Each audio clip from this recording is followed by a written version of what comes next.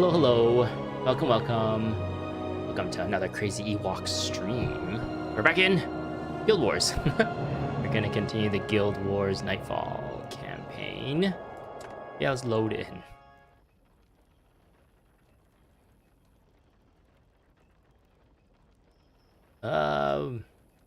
What did I do? What was the last thing I did? I guess right away, I think one of the chatters, I guess, Tarheel, I believe this is, who's usually in chat. Oh, this person like gave me some weapons, and to me it's like super rare, powerful treasure. But to this person, it seems like it's just dupes. It's just like, oh, this is just a thing I get. It's like nothing to them, but it's like it means so much to me. Like I got this staff, which is a blood magic staff. It looks really cool. And also he gave, I think that's a he. Hopefully he's a he. Until I get corrected, I'm gonna refer to Dr. Strangelove as a he. But yeah, we got a staff here for Zhed, which is the latest hero we got, who is a centaur, not a human. We've been only getting human heroes since, I don't know, I guess it was all about the Sunspears and the Istani people. So now we're actually meeting other races, and we're getting heroes. And other races, race. And yeah, we got this antiquated staff, which I think this is actually like an end game dungeon type reward. So this is actually really rare, I think. I don't know how like I don't really do end game stuff, so this stuff seemed like really powerful stuff to me. But it seems like to that person, I was like, are you sure? I was like, are you sure you want to give me this? I mean, this stuff seemed like they can be worth a lot. And he's like, yeah, they're just dupes. I don't know what I don't want to deal with trying to sell it. So I was just give it to you. And I was like, oh, okay, thank you. So yeah, it was pretty cool. Now I got some cool weapons on my character and Zhed. So yeah, I did a bunch of stuff in between streams actually. So as you can see, Jahai buffs is explored. Sunward Marshes, it was like pretty much explored through the mission, but then there's like this side here that was like a little bit still in the fog of exploration, so I kind of completed that. I explored all of the tutorial islands, so Farener City, Latenda Bog, Ishner Isles, Mittani Keys, and I believe Cliff of Dojok as well. I think I had Plains of Jard and Zaylon's Reach explored a while ago. So yeah. Oh yeah, I also did the 3 missions here too, just to level up Zhed. Zhed is now level 20. And yeah, this is right. And the experience rewarded by these 3, I think, was able to like contribute a lot to him gaining level 20. And another thing I did actually was if you remember, there was an item here called the Amulet of the Mist or something. I don't remember exactly what it's called actually. It was the item you get at the end of the Cantha campaign when you defeat Shiro. I finally used that and traded it for this thing. So this was before I got the cool new staff. I was thinking like at the end of this campaign, you kind of get the exact same thing where you can trade for another weapon. You get like an item that you can pick a weapon out of. I was gonna grab like a blood magic scepter, or maybe I should go curses or something, like a curses staff or something. But yeah, but it seems like I don't have to do that anymore, so whatever.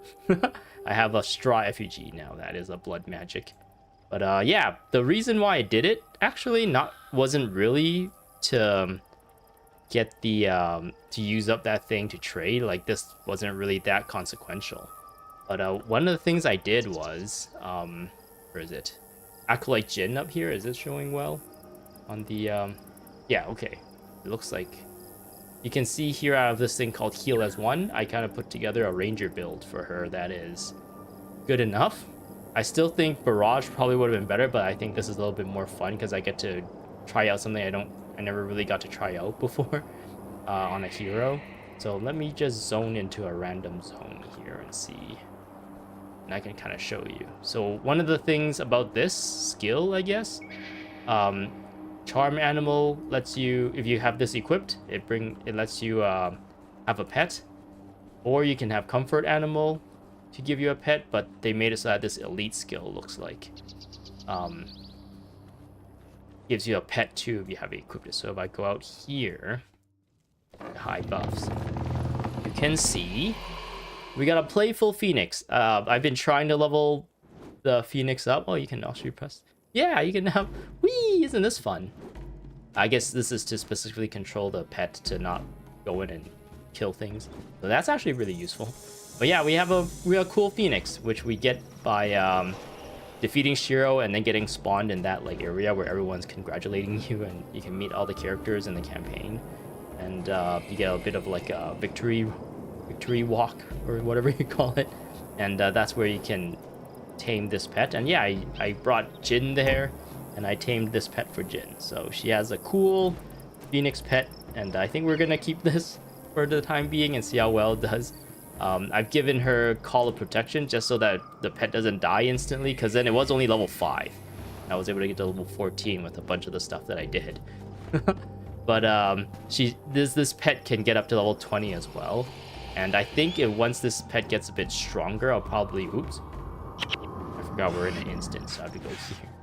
This Call of Protection, I'll probably swap it for like an attack or something. I don't know. Maybe Melandru's Assault just to do some cleaving. I'm pretty sure... Actually, we can test it right now. I'm pretty sure Expertise affect all Ranger skills, right? Expertise is the one that makes it so you get energy reduction. For each rank of Expertise, the energy cost of all your attacks, rituals, touch skills, and ranger skills are decreased by 4%. Wait, why do they say ranger skills outside of rituals and touch skills? Could you potentially be like a secondary necromancer, grab a bunch of necromancer touch skills and also have expertise? Reduce the cost of those ones? Is that why it's like specifically that way? But yeah, since it says ranger skills, I was assuming that it also reduces it for beast mastery skills as well. So we can see like this is supposed to cost 5, but if I tell her to use it, yeah, it only costs 2 when she uses it. So really good. This is kind of the line you want to put attribute points into to do the energy management. Or if you're a ranger, it looks like, because rangers don't really have much access to abilities to regain energy.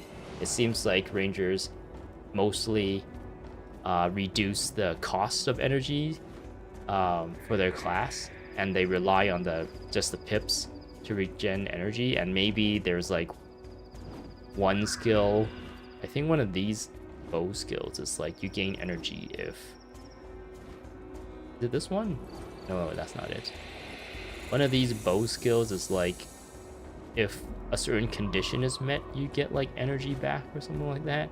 But at the same time, it costs energy. So it's like if you don't if you want to get energy back or something like that, then it's also kind of a cost. Well, maybe not. Maybe I was thinking about something else. Maybe I was thinking about something else altogether.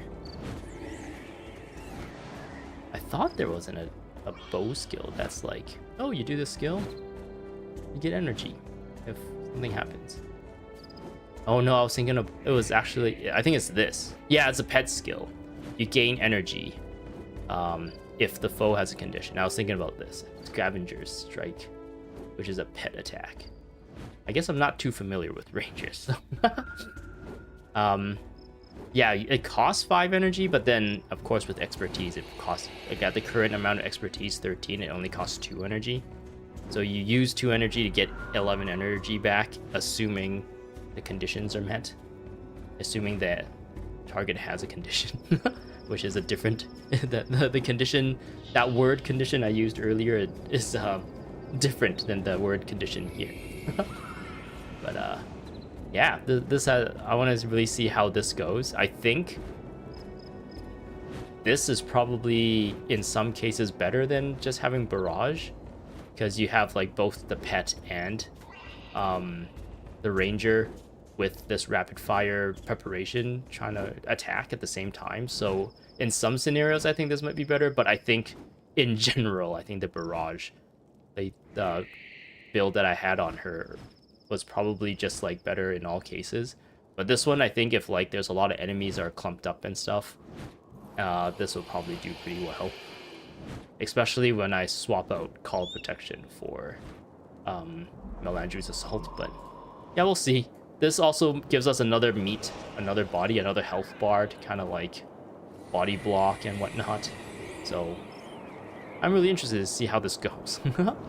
So yeah, today I plan on doing this mission and also a bunch of quests in the Sunspear Sanctuary, and we have a few quests here, so I think we'll do these first. We'll do the one that requires Milani, and then I think there was one that required... Yeah, this one required Koss. So we'll do a Milani one, we'll do a Koss one, and then we'll do the mission. I think that's how we'll do, and we'll see how things are at that point. Okay. This one is in Arc Jock Ward, so let's go here. Hopefully there's not a lot of walking here. We'll do the Koss one first. We have Koss on the team, and we have Milani on the team. Did I give them new builds since last time? I think I might have. I think I might have swapped him out. Oh, yeah. He used to have 100 blades as the elite. And I was thinking, like, he seems like he's using up his energy a lot, and then he just doesn't really do much. So I gave him Dwarven Battle Stance and a bunch of, like, adrenaline abilities.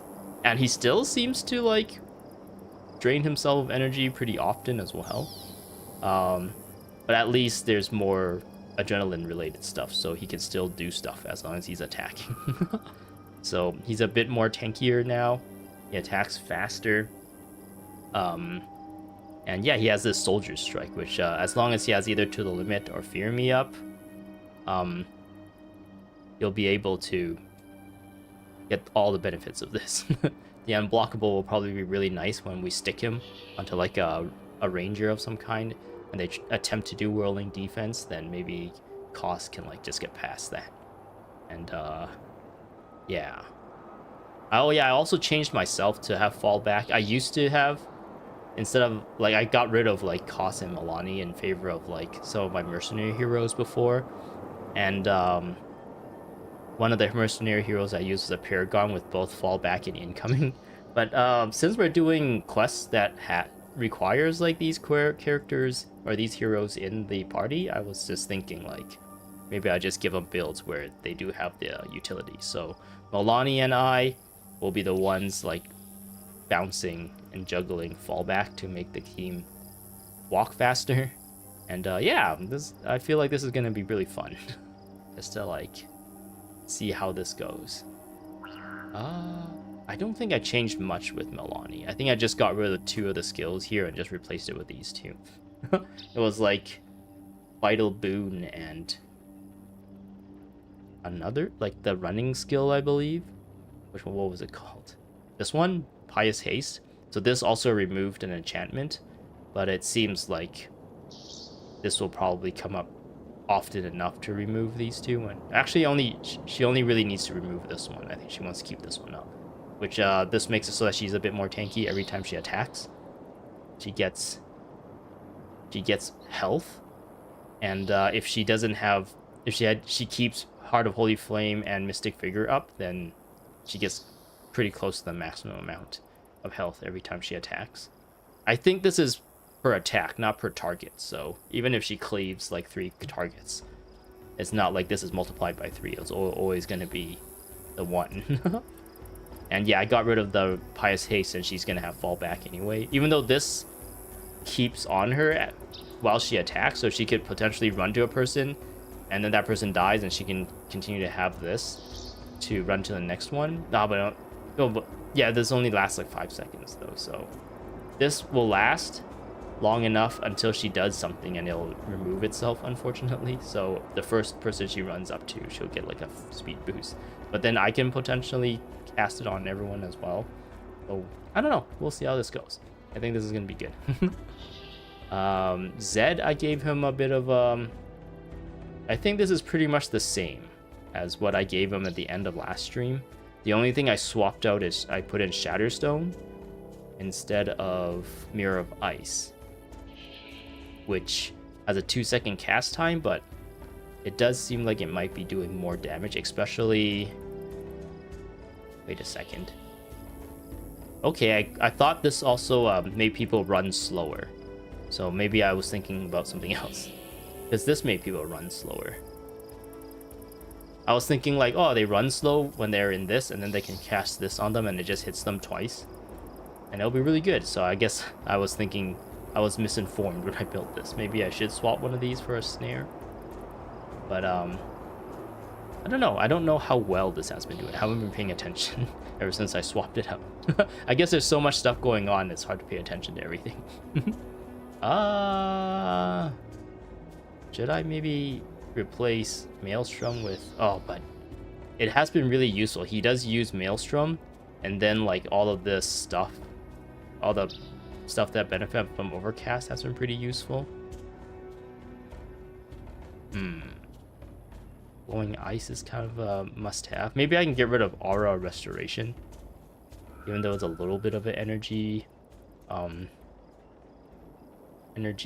management skill, and it's also self-sustain. Maybe we can rely on the monks and the healers, the Oleus, to keep him alive, and we'll give him a snare too. Bloop, like that. Then we will read this one. Moves 66% slower. Third vision. I know a lot of water X's like snare people. This is a projectile. It makes one person move lower. Also hexes foes adjacent to target. So this might be better, even though it has more energy cost and higher cast time. Because we want the snare effect more than the damage, I think. Mind Freeze is like the best one, but I can't use this along with this. This sounds exactly like this, but 8 seconds recharge. Near me though, near the caster.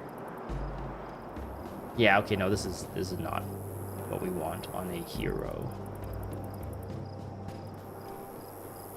Deals 84 cold damage. Target is hexed with the water magic. Okay, so he can potentially use this without... Oh, I don't know. I don't really want to rely on him knowing to use this to snare and then use this. Because he can potentially use this and then cast this, which only does damage. Eat freeze. Oh, 25 cast time, though. Hexes foes in the area. 2-second cast time, but it has a bigger AoE than this thing.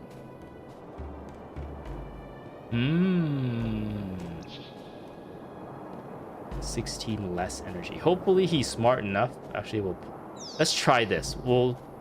I'll try to keep an eye on his energy, but I don't know if I'll remember that when I actually have to go in and fight. But let's see how this does. I'm hoping the combination of this and this, since I have 2 hexes here, so if he uses this and then use this, or use this and then use this, it will be like a good combination of like energy management, and then yeah, he can do the big damage with this. Oh, but this is like a 2-second cast, and this is also a 2-second cast. Ooh, okay. Oh, he has a lot of 2-second casts, actually. Oh, this is also 25. Okay, maybe this is a little bit too energy intensive. Oh, man. Is there anything else that he can use to give himself Overcast instead of Maelstrom? Okay, this might not be too bad, but oh man, he might spam this. This is a 5-second recharge. He might spam this and like give himself infinite, like eat up his entire... Actually, let's do it. Let's put this here. see if he like eats up his entire energy bar with Overcast, because I can always just like tell him to not do it, right? To micromanage him if he has too much. So okay, I gotta really remind myself to keep an eye on his energy with that then.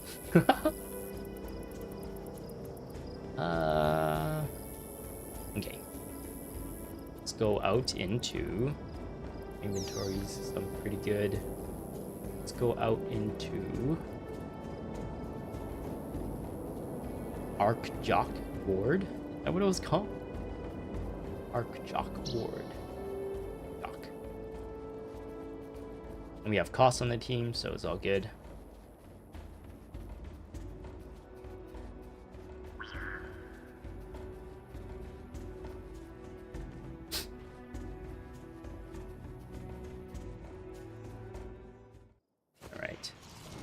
Where do they want me to go? Ah! I think that's actually... I guess I can come out of the...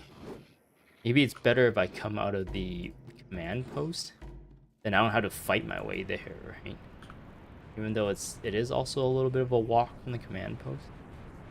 It seems like they want you to be setting up and setting your adventures out from the command post to kind of give you the feel like, oh, you're this group of people...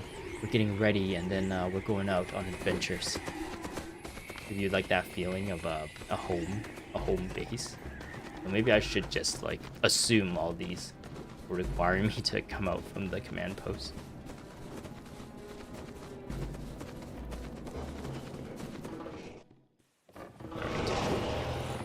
I think I am also Castellan now. Sunspear Castellan. Castellan. Castellan? How do you pronounce that? Castellan? So none of the priests in this area will give me bounties anymore, unfortunately. But at the same time, it also means I don't have to worry about that anymore as well.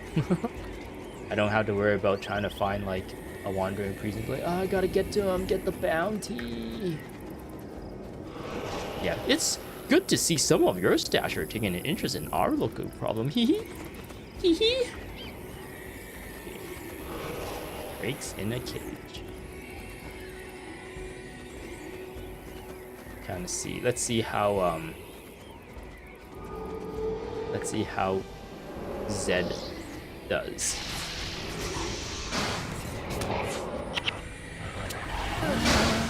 He freeze.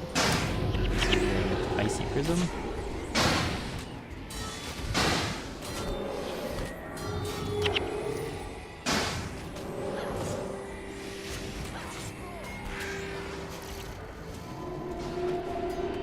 I have Mark of Fury mostly just to give like to Melanie and Koss essentially. Easier adrenaline, hunk of fresh meat. I don't know how many of these we need. But yeah, I guess I don't really prioritize that all too often. I try to keep Blood Bond and Life Siphon. Life Siphon is a little bit more useful for myself. Blood Bond is useful for everyone essentially. And yeah, this is a 2-second cast, Order of Pain, which is also beneficial for all the physical guys, so Koss, Melanie, and Jin. So I should really think about doing this more, actually. Place the fresh meat in the basket by the shore to lure the ferocious beast. Okay, where's this basket you speak of? Behind me. Whoa, that looks like a miniature version of like the things you see in playgrounds that kids play. Uh-oh. Ferocious Drake.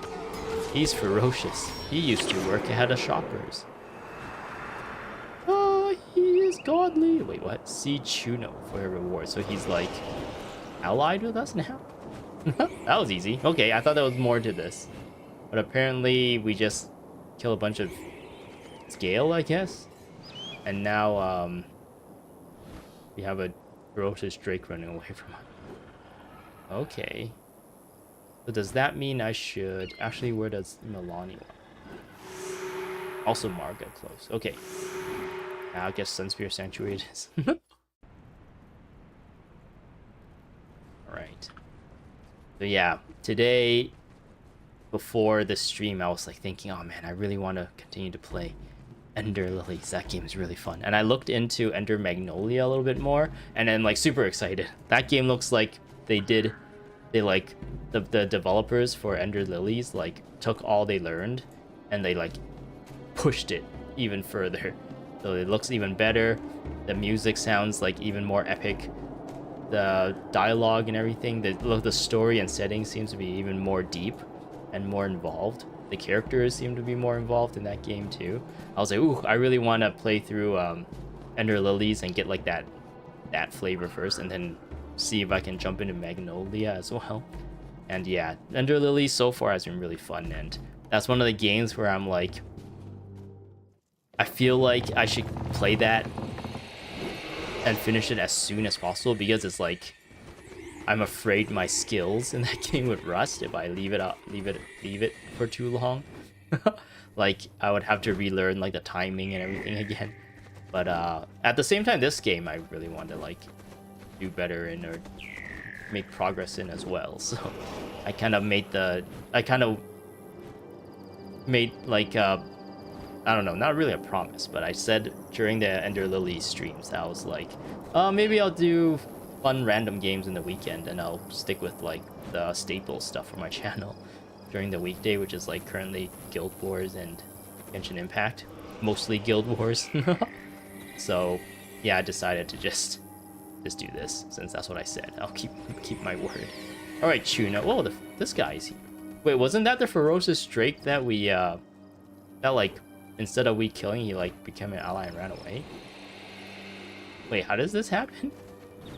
Rumble. Get that filthy creature away from me! What? It's a village guardian? Ha! More like an overfed pet. Regardless, don't think for a moment you have eclipsed the shimmering spar of manhood known as Chuno. Milani isn't so easily impressed. That's why she prefers my rippling musculatures and godlike physique over that of ordinary mortals. She is head over heels for me, you know. Perhaps I will hang onto this creature to show off my magnificence. Ha! Ha ha ha! Oh, he has another one for us. Oh, but that told us, like, that required costs on our team. So are we saying, like, Koss and this person, they're like kind of love interest, romantic rivals to to Milani? And he like helped him look cooler to. He's like so Koss is so like confident in his abilities and his chances with Milani, I guess, that he doesn't even care if he can make this guy look good, because he's so good that there's no way Milani would choose this guy over Koss, right? Because that's how cool Koss is. Or are they just like, Koss and Milani is like a professional relationship right now, so they don't think they have a future together. So he might as well help this person help this person, or help Milani by helping this person if they ever have a chance together. Because he doesn't think he can have a chance with Milani. So he might as well not ruin other people's chances either. But he's like, good guy, Koss. That ignorant Sunspear meathead Koss. Oh no, he's right there. He doesn't like hearing that. Or does he just not care? He's just so chill. Thought it clever to tame this beast to defend the village. Such a foolish act would never impress the fair Milani. But, despite the hideous nature of this monster, the villagers have taken a liking to it and given it the name of Toma, which means sharp teeth. Toma is hungry, and you'd better take him out to feed before he decides to snack on one of the villagers. If Koss can tame a beast, then I can surely command it. A little beast walking would be relaxing. Okay, so this is just like a random quest. It's not really related too much. Oh wait, this beast is such a pushover. We have to weaken its prey just for it to feed. Toma's hunger level. Ah, bad as Koss is, Chuno is worse. If anything, he's more arrogant than Koss, but without the ability to back it up. Oh no, she doesn't have eyes for Chuno. In fact, it sounds like Milani might have more respect for Koss than Chuno. I guess for this quest we just go around killing things, or do we need to kill specific things? Sate Toma's appetite, lower the health of a target enemy to 20%. Activate Toma's feeding frenzy. Does he eat anything? Can I go to like kill Kournans and he will go eat people? He gets a taste of human flesh. Okay. So this is still kind of related to them. It's like this love triangle, I guess. I don't know. Actually, they kind of just like Koss kind of suggested that they're like they're just acquaintances, right? They're not really like, or maybe he's just saying that so that we don't like make fun of him. I don't know. So, as a person who plays Guild Wars 2, we do know that these two end up together, right?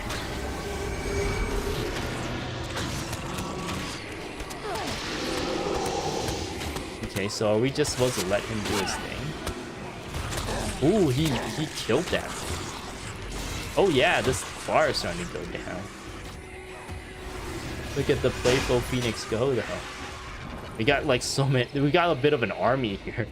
We have like a platoon of people here with like Toma and our pet Phoenix. I don't know how to name that pet though. It doesn't seem like I can name my heroes pets. So that pet's gonna be called Playful Phoenix until it evolves again. I think it evolves at level 15 actually. I don't know. Might as well do the event. No, the Wayfarer event. What's the Wayfarer event? I saw like the thing, but I didn't really read what it meant. Is there like I don't know. I don't exactly know what the event is currently. I think it starts today, doesn't it? Today's Monday. Yeah, it starts today, right?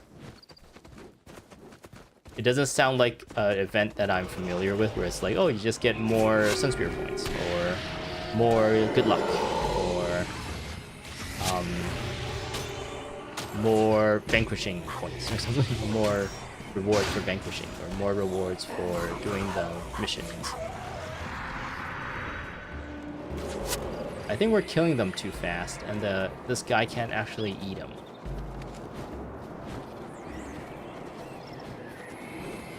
Maybe we can tell him to chill. I'm not gonna attack. Actually, maybe I should.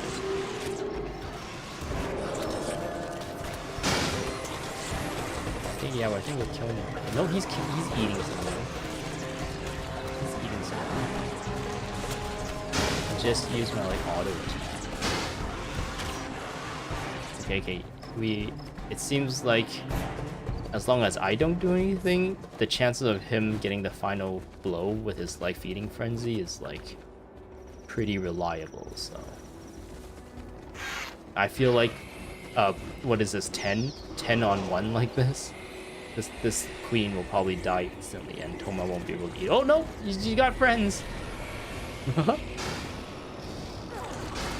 Eat him. Oh, ooh, silver dye. Interesting. I wonder if Toma gets. Does the pet get this? Oh no, the pet doesn't get this, unfortunately. Darn. Yeah, I guess that'll be really rigged. You can have like a bunch of pets. Like if you have all like slash rangers and give them all pets, and this can you can boost everyone's damage by 15. I think that'll be a little bit too rigged, so maybe that's why pets don't get Order of Pain.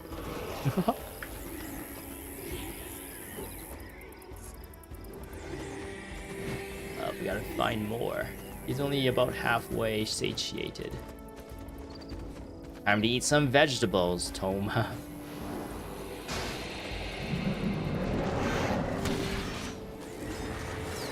Oh, Toma, go. Oh no, we're cooking the vegetables. Feeding Frenzy. Use Feeding Frenzy. Alright, there we go. I look, that's a cool icon. If you probably will never see this unless you clicked on him and actually pay attention.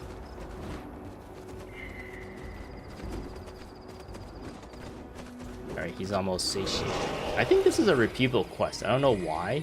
Maybe for people to grind out promotion points if they need to get to like a specific rank before they can move on with the story.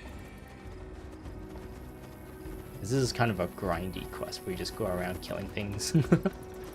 No real like direction. Moontoe Sharkfoot. Oh, it's an assassin.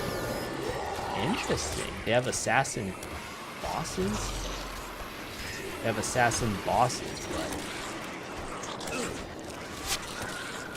I guess maybe if you're an assassin, there's assassin, like, Nightfall specific assassin skills, assassin elite skills.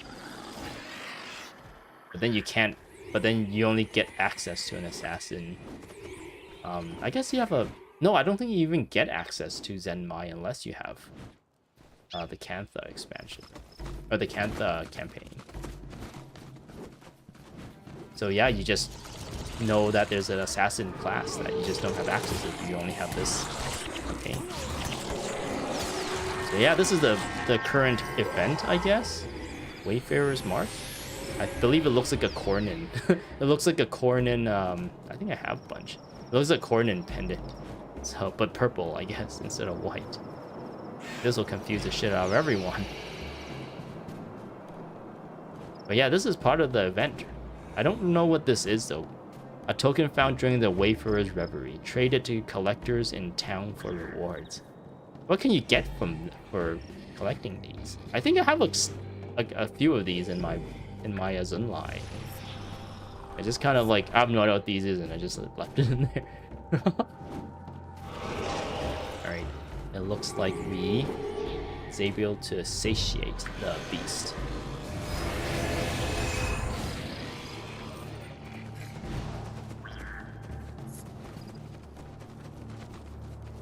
Where is this village? Oh wow, we actually walked pretty far away.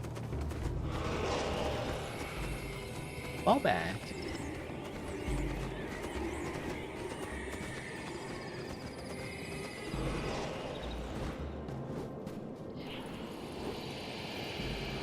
Maybe I should answer that person.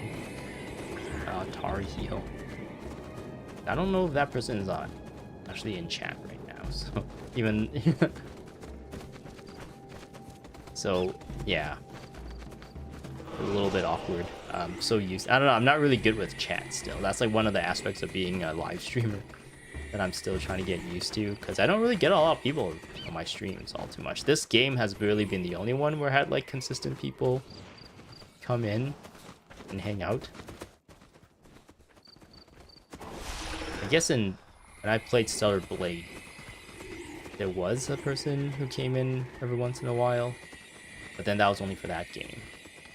And when I was playing Remake, I think there was a person who was a Final Fantasy fan who was in chat once in a while. But yeah, I'm still not very good with interacting with chat and stuff, which, ugh, I should really pay more attention to, I think. Hey, Truno. Should answer this person. I don't even know what to say.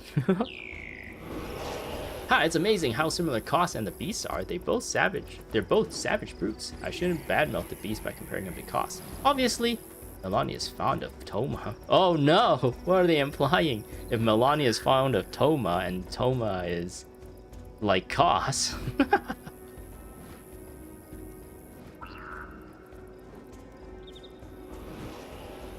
I'll look into it.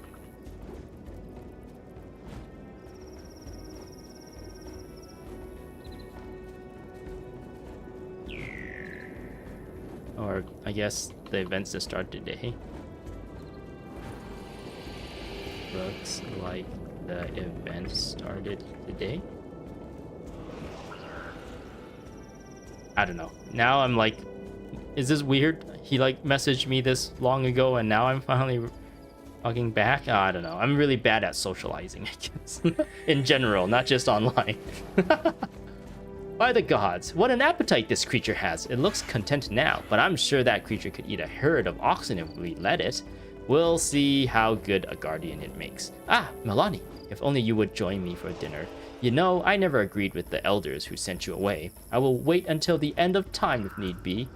Oh well, thanks for feeding the beast. The great Chuno needs to lift rocks now. Such physical perfection takes work, you know.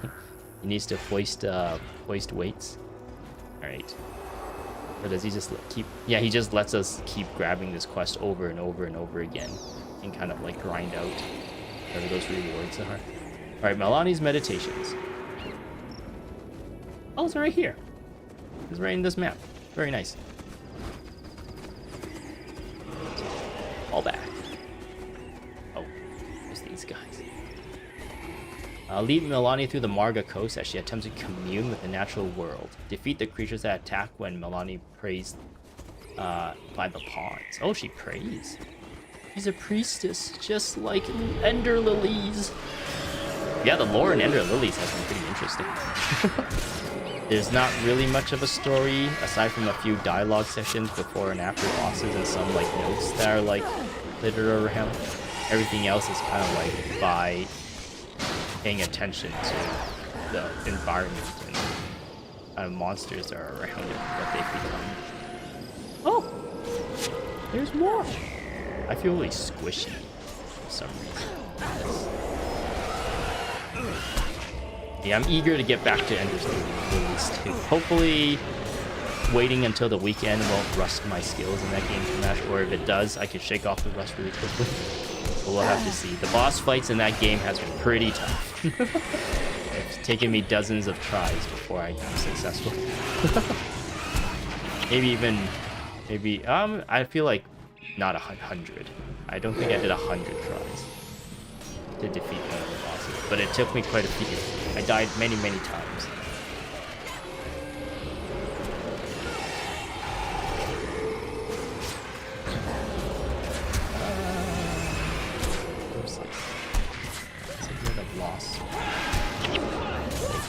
So one of the things I can do with fall back is like use it and just run around and it'll just heal me.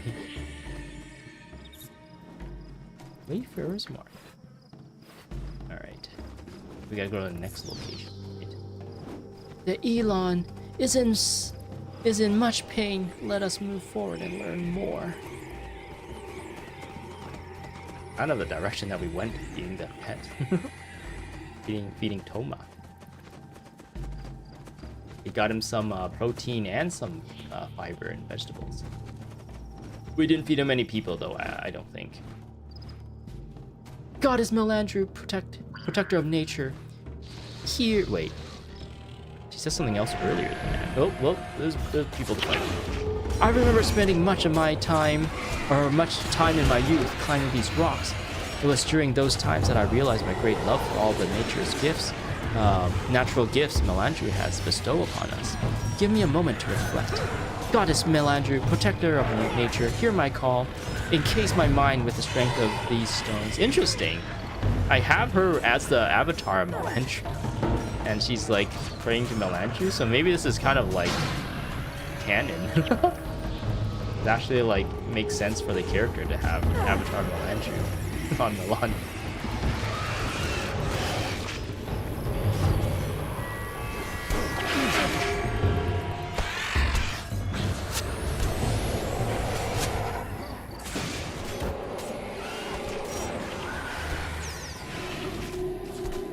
Yeah, get him.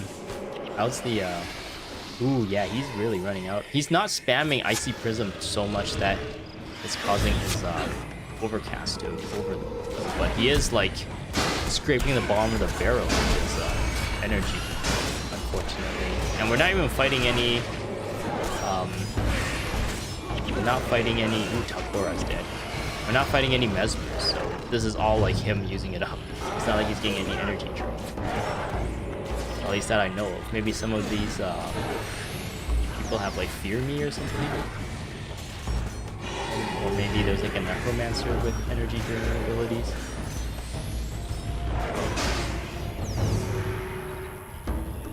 Dang. I might need to start like putting runes and stuff on my heroes and try and find better weapons for them to increase their DPS. Because they're dying, and this is like an easy area too. This is still pretty much the beginning of the game in terms of like difficulty. When we get to like here, it gets like really tough. Actually, here it's like pretty challenging too for someone like me. So yeah, there's people are actually dying at this point, and I do have pretty much. Actually, no, these are all new heroes that I got in this playthrough, right? So none of these are like fully ruined or anything, whereas all my mercenary heroes was set up to be able to tackle some of the endgame related challenges, difficulty, because we were able to get through like both the Tyrion and Canthan campaigns. Those mercenary heroes. Defeat the creature that attacked when Milani prays by the dying tree. Okay. The land is greatly tormented, although I do not know why. Let us keep pace. There is one more location we must visit. Oh, that's really funny. This is exactly the direction we went. Defeat Toma. And now we're just retreading the same paths. Maybe we could have done both of it together. Have Toma with us while we help Milani out. We would have an extra body, extra DPS. Guess I have fallback, so I should be. Oh, why'd I stop? Is that the tree she's talking about? All the other ones have leaves, but that one doesn't. That one's sucking the lives out of this tree. The land is great. That's what she said. Why does she have a bubble? Oh, is that this regular banter that she has? Goddess Melandru. Oh wait, no, I can scroll down. The death of this tree is most peculiar. Throughout my lifetime, it always thrived, and now it's gone. I shall meditate on this. Where is she? She actually... No, she's fighting. I guess it's just like... she's meditating while she fights. That's how good she is. That's how zen she is. She can separate her mind and her body. Her body can fight while she meditates. I guess since she's not like an NPC character that you're escorting and she's part of the heroes group, you kind of have to or she kind of has to like behave like a hero in these fights, even though you're supposed to believe that she's kind of like just supposed to be sitting here or something, maybe kneeling here, meditating. That'll be interesting. Instead of like requiring Milani, it'll be interesting if they went like you can't have Milani on the team, so that they can spawn a Milani to after, so that she can do like NPC behavior for these kinds of story related quests. Are they gonna come this way?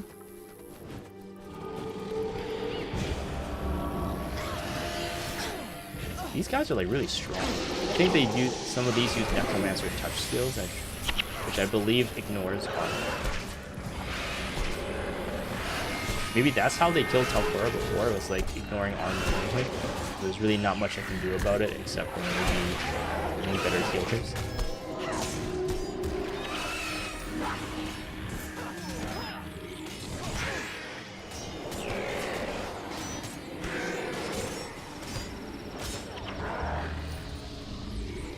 I think you'll probably be using Necrosis more too, but I'm kind of enjoying like using Order of Pain and knowing that Os, Milani, and Acolyte Jin is boosted, using Blood Bond and everyone who target the same. Actually, this spreads to adjacent enemies as well. So like, I love using this, and then everyone's attacking it, and you can see all these blue numbers pop up like 20, 20, 20, 20, 20. Like that's all because of Blood Bond. Infectious nightmare. Corrupted nature. This tree has undergone much suffering, and its death was not a natural one. The water trapped within its roots is laced with vile corruption. There's Milani as we're fighting. We're like, what? We're fighting. Everyone's screaming and stuff. Thank you for protecting me. Melandru has blessed me with knowledge and enhanced abilities. She has answered our questions through the earth, trees, and water. A great darkness resides in the Elon, and the creatures we encountered today are a direct result of that darkness. Let us return to the village. I must inform Elder Jonah. Jonah?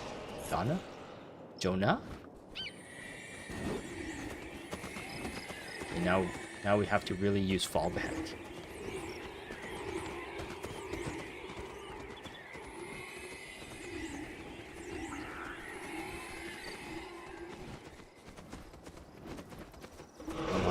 fall back.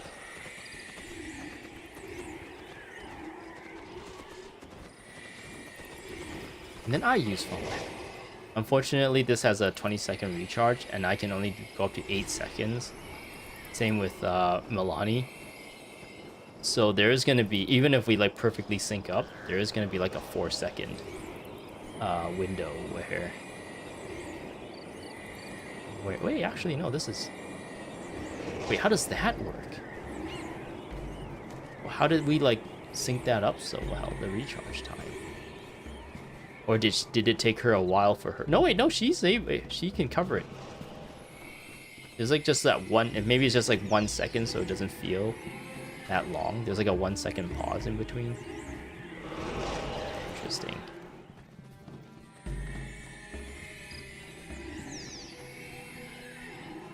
Elder Jonah. So yeah, it says Playful Phoenix here. I think like at level, maybe at level 5, at level 10 for sure, they evolve. And depending on how much damage they do versus how much damage they take, if the ratio is that they did a lot more damage than they took damage, they evolve in a way where they get less health, but they have like way more like damage. What do you call it? What's the word for it? They have like a damage bonus, but then they get like a health decrease. But then if they take a lot of damage but not do a lot of damage, then they get more health. They kind of evolve and they get more health, but they do less damage, and they become more tanky. And if the ratio is like kind of even, they become like this. I believe Playful is like the pet has been receiving the same amount of damage as they've been dealing out, or maybe like because we are killing everything faster, the pet didn't really have a lot of opportunity to do a lot of damage. And at the same time, since we're fighting like people around our level, or I guess a little bit lower than our level right now, they're like level 16ish, I think, most of them 16, 17. And this pet was level 5, so they were doing like 1 damage probably every time they attack, and we're really the ones who's been doing most of the damage. And I believe they get the same treatment where if our party kills something way higher level than them, they gain like a lot of experience. So I think because of that, we kind of power leveled this Phoenix, and when it got time to evolve, it didn't do a lot of damage nor took a lot of damage, which is why it became Playful. I don't remember exactly what the other words are for like if they are more maybe like ferocious or something versus vital. I don't know. But yeah, there's like different, your pets have a little bit of a mechanic depending on how you raise them. They can either do more damage or have more health. Or do more damage, have less health, or have more health and do less damage, depending on how they evolve. But apparently if you're a ranger, you can kind of play Pokemon and try to find every single pet and level them up to level 20, and then you can bring them to the Zaishin Menagerie in I believe it is in the Temple of Balthazar, in that area. And what you can do is that you would like give up your pet to the Menagerie, and you can like now freeze up your pet slot and you can go tame another one, and that's how you kind of play Pokemon and collect them all. And if you rinse and repeat that, you can come back to the Menagerie, give up your pet, and then you can like ask the Menagerie to give you one of your other pets back. And in that menu, it lets you kind of choose which one you want. Do you want the tankier one or do you want the more damaging one? So it kind of makes it a little bit more quality of life, where you don't have to go out and try and like grind a play style until you get the pet with the stats that you want. You can just like pick it out, just like grind one pet to the max level, and then you'll be able to pick the variations from the Menagerie. Indeed, this is a bad omen. A darkness in the land is most disturbing.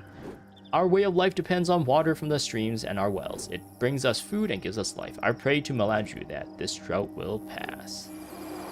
Okay, birds to slaughter. I believe this one's in this area too, but it's not really that related to our heroes. But we're here anyway. Let's do it. I believe we're helping the people of Ronjok, I guess, which is kind of related because of Milani. But since we're here anyways, I don't think it takes too long to do.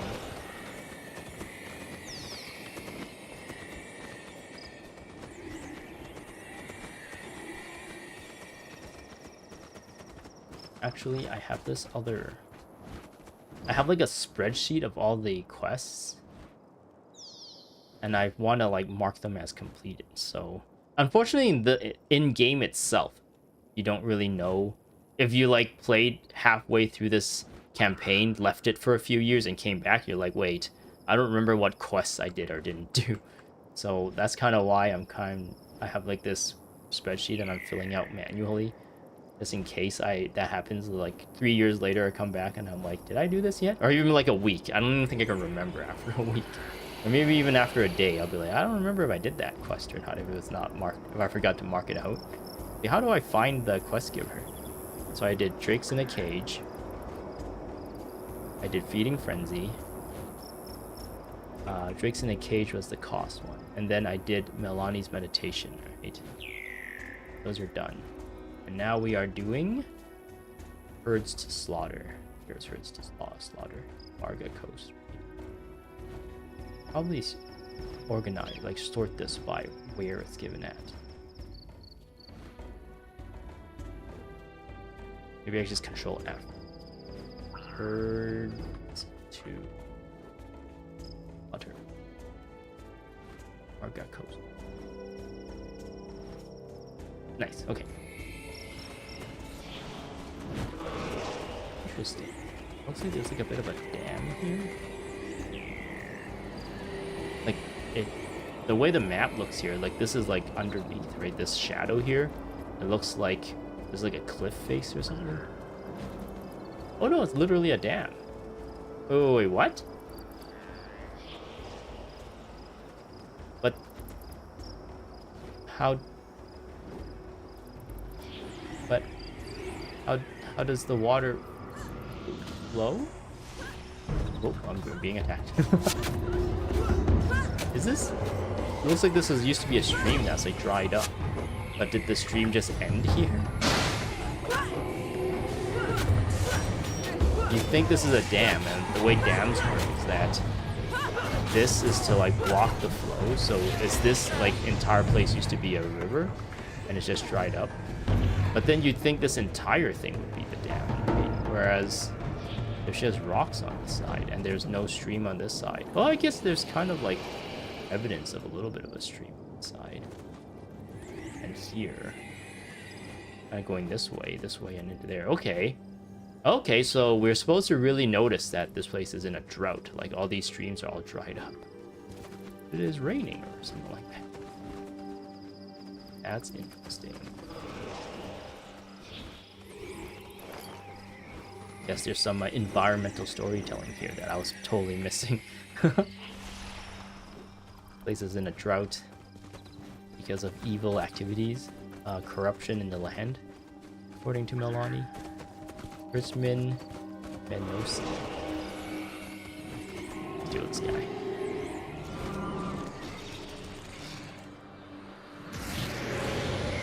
Oh yeah, I guess I also equipped it cost with the Bari Dragon Sword since I had one laying around. It's not like a good one, it requires like 11 horsemanship.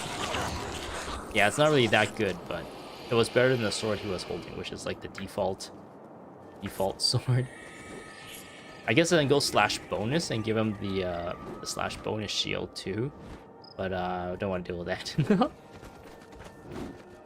Hello. When I was young, I wanted to be a great warrior. I practiced my sling all day and dreamt of heroic battles at night. Now I'm older and see that protecting the herd is more important, or is important too. I'm content. Heroes can be found everywhere once you learn to recognize them. You say Zhed Shadowhoof sent you? That makes sense. I think we should move the herd outside. Oh, I... Okay, whatever. He wants us to move. I can't... Do I have a key for this? Darn it. We're just supposed to escort these guys. Do they actually run faster and give them, They are healing. You can see the sparkles around them. They are being affected by fallback.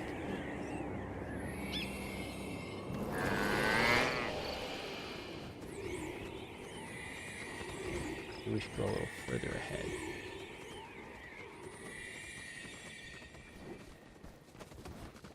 Oh wow, we're already playing an hour. Dang.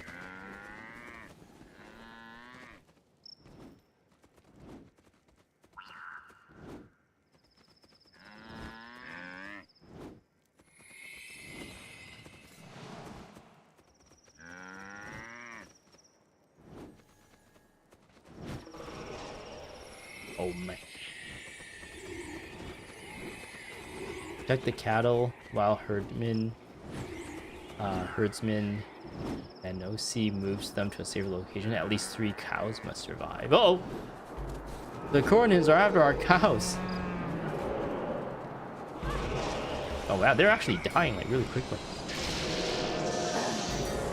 How many cows do we have left?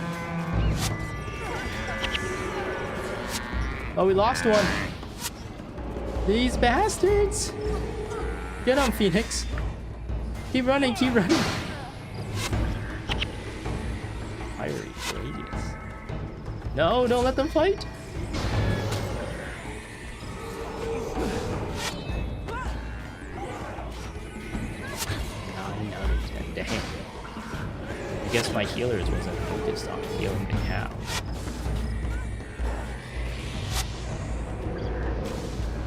Keep going, keep going.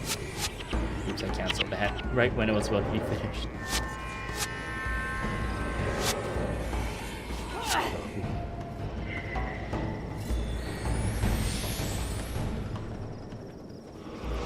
Oop, I accidentally doubled up with Milani there with fallback. Unfortunately, they don't like stack. They just replace each other. Wouldn't it be cool that if it realizes like, oh, they already have fallback and someone else used fallback, would just add that duration to that duration, but that's not how it happens.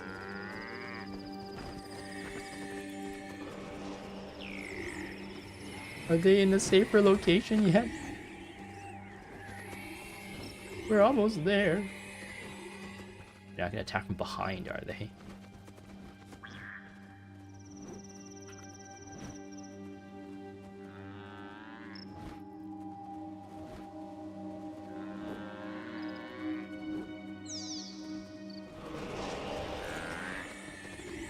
Cast fallback on them. I don't think fallback actually makes them walk any faster, but they are getting the bonus from moving while it's on them.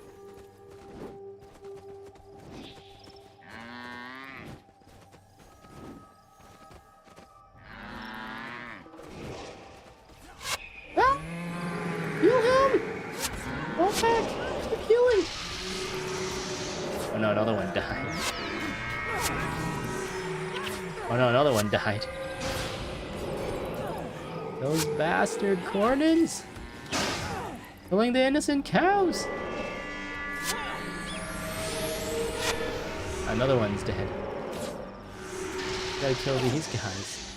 They're just murdering them all. What do you mean for Varesh?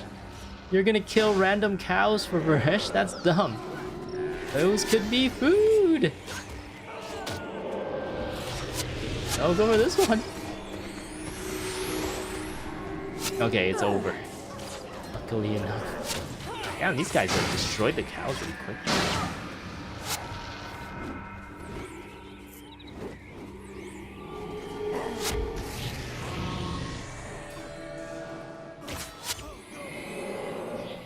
Alright. Birds to slaughter is complete. Nundu Bay is here. Herdsman Zekanu is all the way like back there. Oh no! Does that mean I have to walk all the way back, or can I like zone into here and walk? I think it's about the same.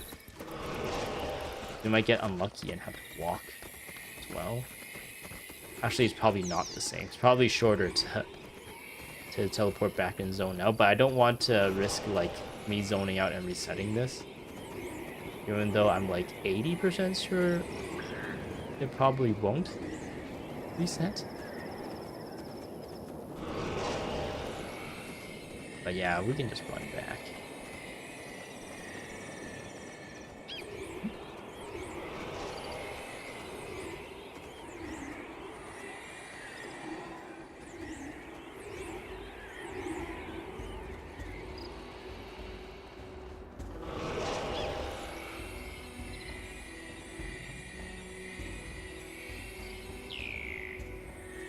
Right. We're almost there.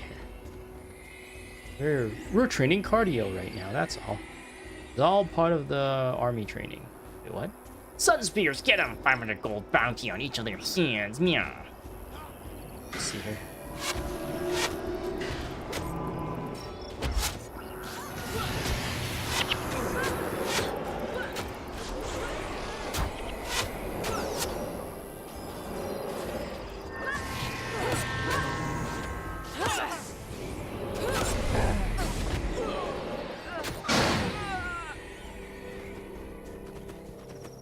Going to aggro those guys?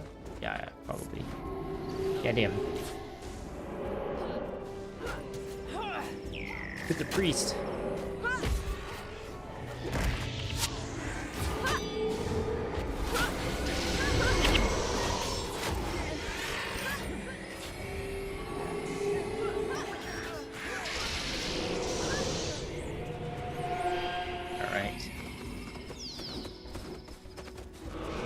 I have to like look at Melania and say, oh yeah, she already used it, so I should use my fallback. Go, go, go. I'm actually surprised this Phoenix hasn't leveled up after all this fighting. I guess it is reaching a point where it's probably not getting as much experience from the guys that we're fighting compared to before, where it's like level 5 and we're fighting like level 16 guys. Herdsman Zakanu. Some are still wary of the Sunspear presence here, but there is no doubt you have done us a great service this day. Now I know why Melania has been so quick to side with you. Those who doubt, or those who still doubt, will surely rethink that position every time they put meat on the table. Interesting. I guess you guys got 5 cows worth of meat today. I guess the Kournans killed them. Those gosh darn Kournans. Alright, let's go to Kodonur Crossword and do this mission. Okay. So this mission, if you remember, Zhed somehow found our hideout, even though the Kournans can't. So what does that say? Are the Kournans bad at their job, or is Zed just really, really good? I like to believe that Zed is just really good. Maybe he has like Centaur senses that was able to eventually came into our command post and were like, if you don't help me free my Centaur brothers from being slaves of the Kournan people here, I'm gonna tell the Kournans where your location is and they'll come kill all of us. And we're like, okay, we'll help you. And that's how we enter the situation. Yeah, this mission requires us to have Zhed Shadowhoof, but I'm glad we have a build on him. I'm glad we have this beautiful, beautiful item, staff, this beautiful weapon. It's a unique weapon. And yeah, he has a build, and he's level 20, so I think I just threw on, is this a superior water? I think that's the only thing. Oh no, I gave him survivors. Oh yeah, I had, I guess throughout my playthrough and stuff, I got a bunch of these, like salvage items with survivor insignias that I had a bunch stored, so I just threw it on him. So he has superior water magic and a minor vigor, it looks like, but that's it for runes. And then he has a bunch of survivor insignias. So yeah, every single person here, except for me, I guess, probably can use more armor related upgrades. He's got superior smiting, and that's about it. He's got a minor swordsmanship, I believe. I believe all of these I just got by salvaging it out of these salvage items. And I just threw it on them, so I haven't actually went to a rune trader to be like, oh, what do I need to outfit them with? So, yeah. Oh. Right, I actually had enough to fully build Jin. Beastmaster, Beastmaster, Beastmaster. I think I did have to buy one Beastmaster. I think I had 4 in my inventory, or in my Zunlai. And I was like, I might as well just throw it on her, since I decided to give her a pet. I'm like, since I've given her a pet anyways, and I have 4 of these, I was actually saving these for myself, for my ranger character. And I was like, I don't think I'll be playing my ranger anytime soon, so I might as well just throw it on her, since I wanted to try out a pet kind of build on Jin while I'm playing this playthrough. So yeah, I just kind of threw it on her, and I had to go and get 1 more actually.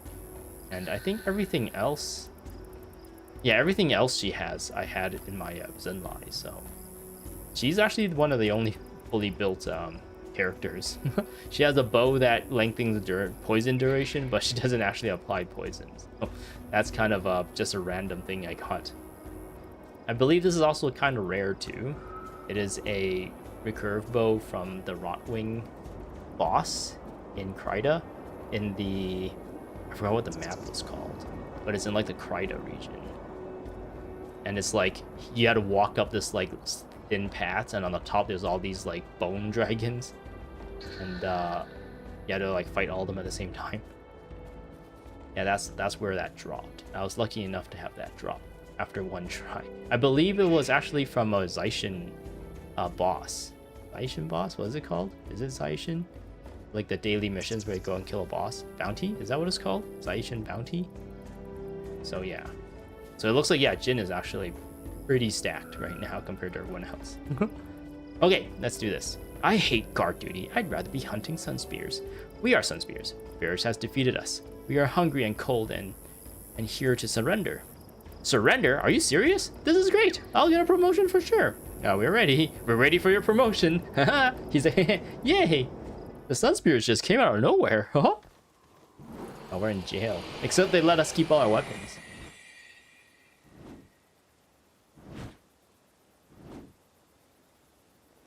We get to another double shift. I don't get it. We've got enough guards here to storm Istan. We can't take any chances, so shut your mouth, or me and my cell keys will shut it for you. Shove your keys in your pocket. I'm taking a break. Kournan Garden, Kournan Task Commander.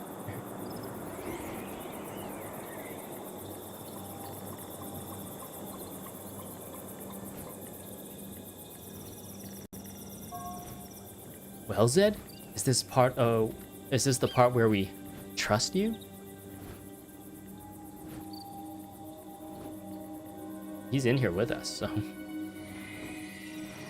it's to his benefit to help us. Our Haraj Firemane. Random Centaur came by. Ahai! Let me get you out of here, and we can free the rest as planned. Come now. You did not really think I would turn you over to the Kournans, did you? I would die before I give those dogs what they want. Okay, so defeat Kournan Taskmaster to get cell keys. Use cell keys to open locked cells. Free additional Belt Runner Centaurs to build a resistance force. You have 6 more cells to unlock. Okay. I believe the bonus... How does this look? Mirza Belt Runner cell. Bunch of cells. I believe the bonus is like you just go around killing like Kournans. I think there's like a bunch of bosses. I should have put on a... Oh, we're getting wrecked. Am I really that weak? My team is like getting wrecked so easily. Maybe Elias needs to be... Who leveled up? I leveled up. You got a skill point, I guess. I guess Koss and Milani are like kind of DPS loss in a way, since they had to run up to people in order to start attacking them. Guess we can move around and see what's up. But yeah, I might have to like change Dunkoro to a healer, because I feel like we're taking a lot of punishment. Like just that one fight there, like a bunch of characters was like close to death. Oh, but that Ray of Judgment is beautiful. These holding cells can be unlocked with the keys the Kournan's Taskmaster carried. Do what you must to get those keys, Two Legs. The bloodier, the better. And do not make so much noise.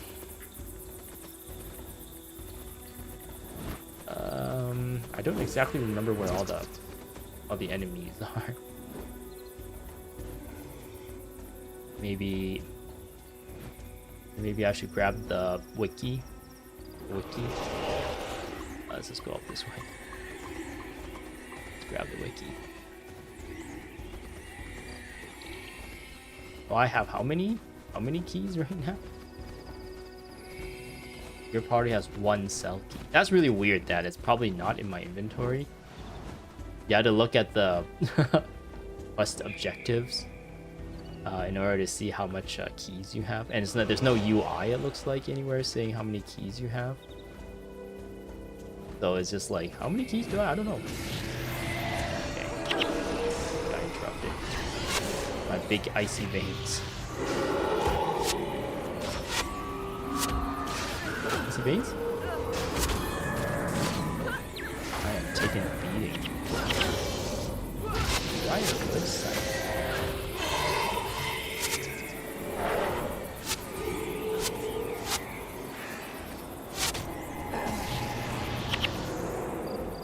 Alright. So. Oh, what was that? Did we just get attacked? What happened? Thank you for coming to our aid. We will teach these Kournans what it means to mess with Bellrunner pride. Well, there's a Kournan guard in there. What? I hope he doesn't hurt the Centaur.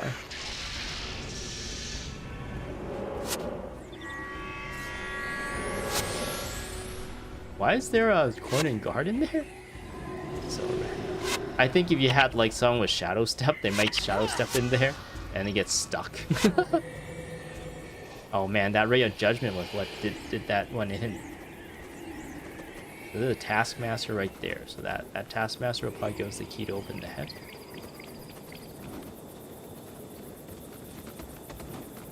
Go for this Oppressor. Is this group? Wait. It looks like these 3 are a group and these 3 are a group. Maybe we should deal with this Priest first and these 2 Oppressors. Go for this one. Oh no, they're all one group.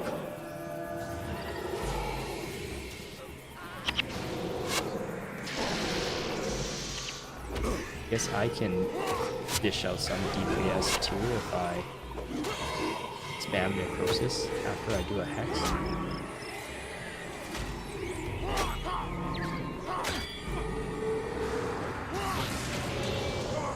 Ooh, a cell key, very nice.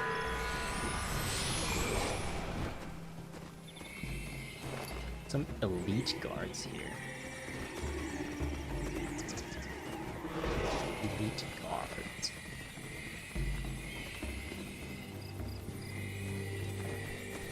I wonder if we gotta keep these guys alive. Maybe I should collect all the keys first and then open all the cells if we need to keep them alive.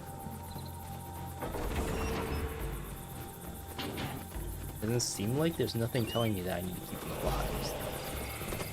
Alright, I'm gonna look at the wiki real quick just to see where we need to be.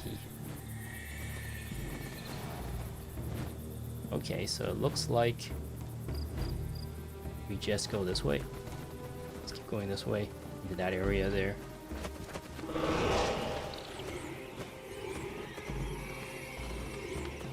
And we should fight another Taskmaster group. Yeah, okay. I don't feel like cheating. I kind of feel like looking at the wiki sometimes. It's like straight up cheating, but I think some people might argue that well, you're just looking up strategy information. It's like looking at a map before knowing where to go, or going on a trip. It's like looking at a map before going on a trip.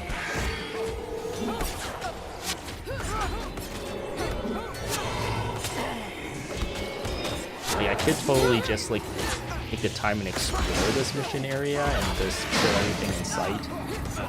Hopefully also progress the bonus as well as I do that. That's also, I guess normal people will probably play it like that. To the limit. Can we get him out?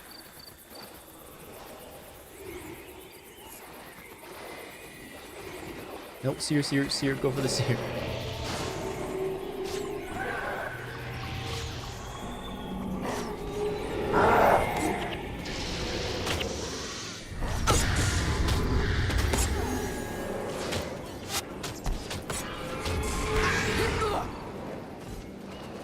You really feel the effects of Order of Pain when you're fighting against like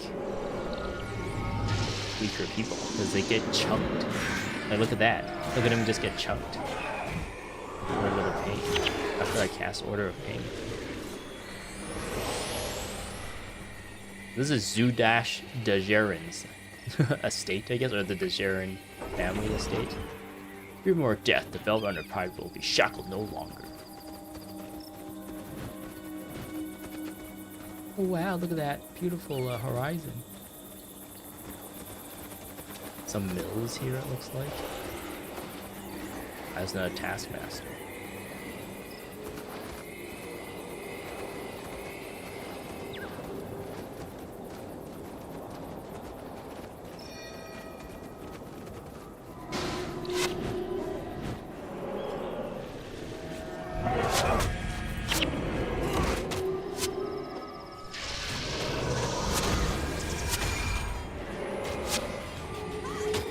Icy Veins is probably the better skill to focus and prioritize over Necrosis.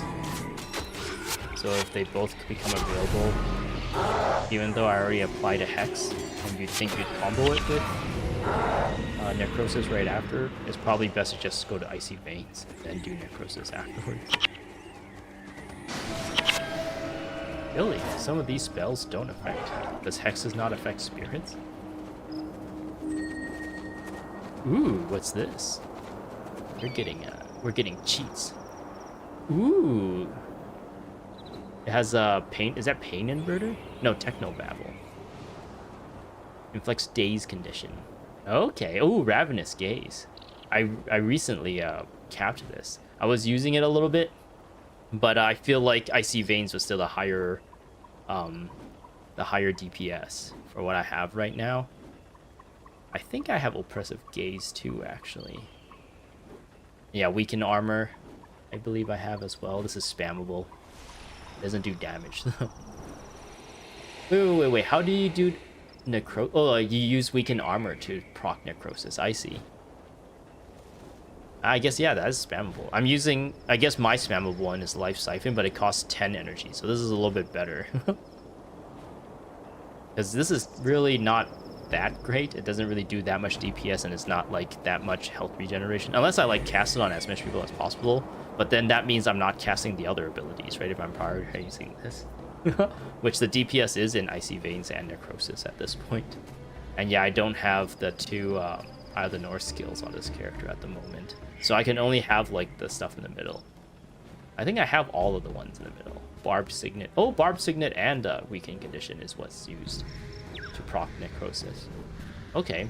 I guess I've just been focusing on hexes, and in my mind I'm like, that's the only thing I need to worry about. So at first I didn't realize that these were what was used to make Necrosis effective. Okay, did I pick up the key? I did pick up the key.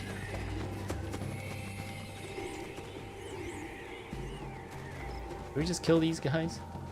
Get some experience. They're level 22. Okay, so they're not just level 16. They're getting pretty strong, which makes sense because we weren't dying. You like Hexes versus Kournans? You're using that ping build for Jade Brotherhood. I guess you did mention that Jade Brotherhood removes Hexes. And they have like, I think they have Smite Hex or something like that. They're monks.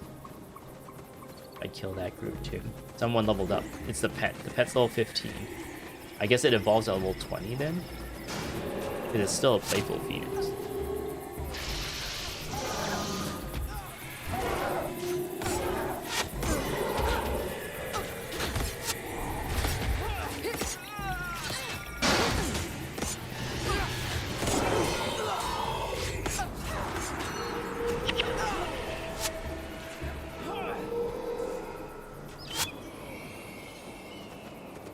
Acolyte Jin is not really an AoE person anymore all that much, because I got rid of Barrage, but she can do, like, she attacks pretty fast. Her recurve bows I believe has high attack rate, and yeah, she also combos that with rapid fire preparation.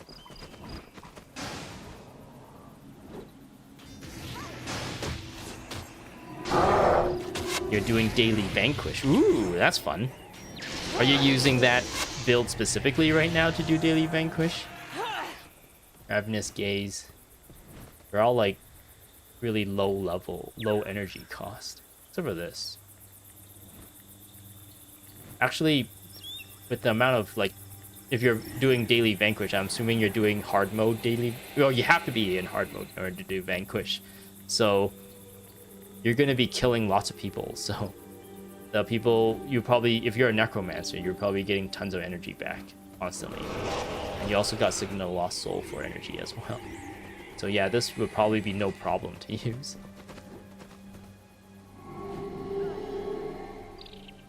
Extends conditions.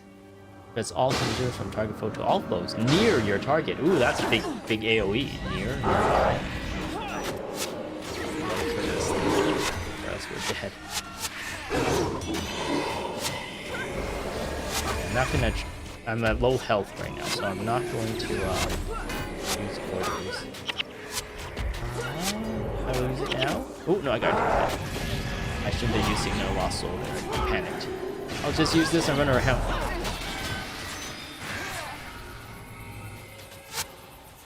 Maybe do some kiting. Okay, Mirror of Disenchant. I don't think I have this this elite. I don't even know where it's from, to be honest. I haven't really spent a lot of time playing as a Mesmer, so I don't really know Mesmer all too much. Aside from, like, the energy surge, essentially. The energy surge build.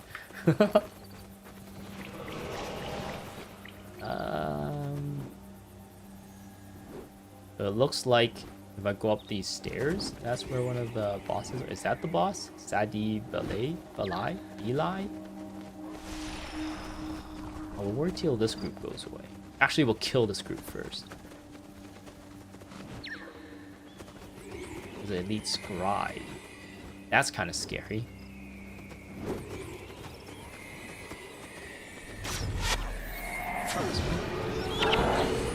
You slotted extend condition a lot.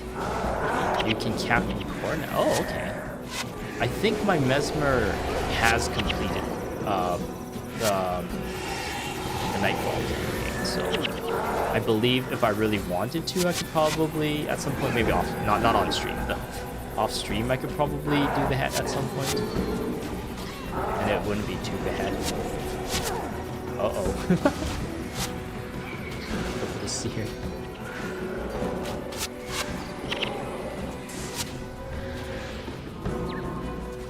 Describe. Oh no, she's actually almost dead. She looks, yeah, she's a monk. We should be killing her first. Look at that pet go. Nice, we got it.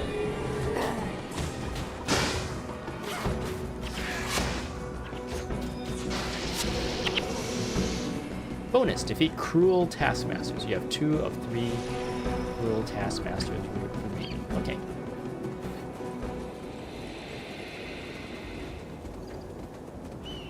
Alright. Ridley Testa. How's my inventory actually? Now we're fine. We're fine. Okay. There's that. Oh man, that's a big group right there. Can we take them? Oh, that group is walking away, so maybe we can do this group first. Do this group first, maybe?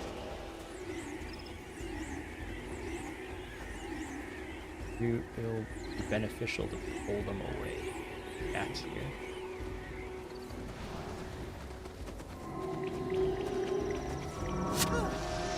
Oh no, he's gonna... Austin Milani is gonna do some aggro if I'm not too careful.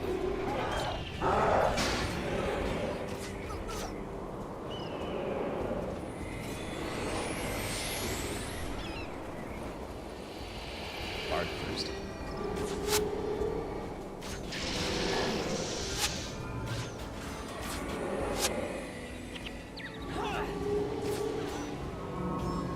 Nice.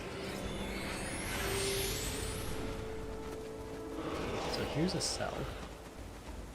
Yeah. Aha! Zhed Shadowhoof, we shall join your rebellion.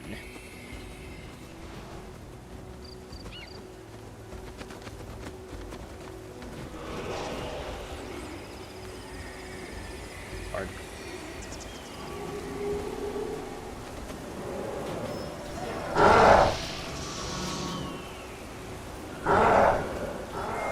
What's that screaming sound? What's doing that screaming? Why are you two not fighting? Why are you guys not fighting? I thought you guys are joining the fight. Silly centaurs. Thank you for coming to our aid. We will teach these Kournans what it means to mess with the Velvander Pride. Zealots.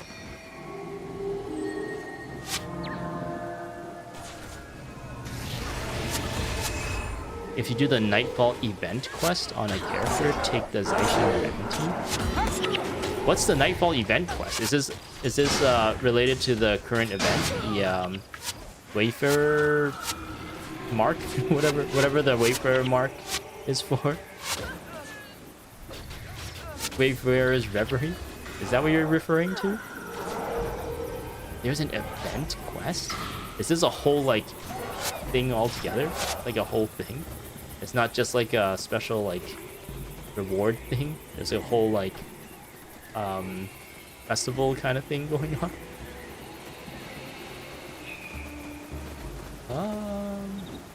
It looks like the next guy's down here, according to the wiki map. Damn. Dunkuro really does not like those spirits of what was it? Infuriation? Fire spirits. You like freaking Jesus beam, ray of judgment to that spirit. Infuriating heat is what ray of judgment. If I hit this, does it aggro them? Oh, it does. Oh man, yeah, he's really Dunkuro really does not like those infuriating heats.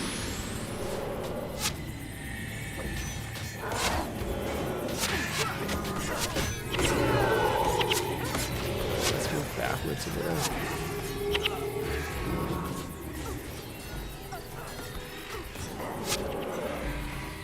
You visit around 10 spots in Nightfall. One is near today's Zyshin bounty.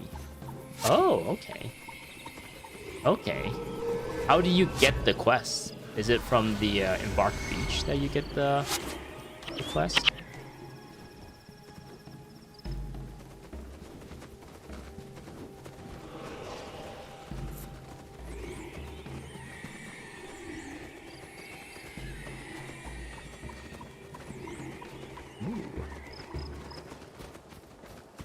Yeah, the doors are closed, but I think if you're here normally, they'd probably be open.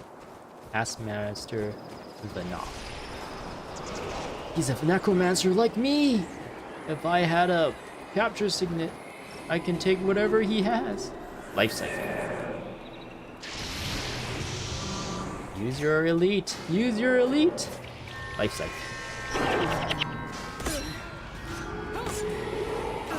He died before he was able to use his elite.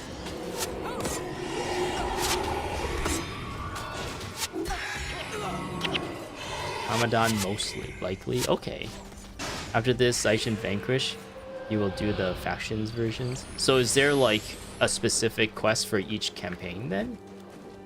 And you get like, what kind of rewards do you get from the reveries or from this event in general?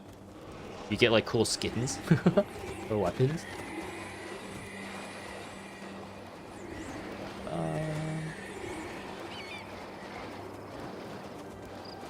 I don't think I'm going the right way.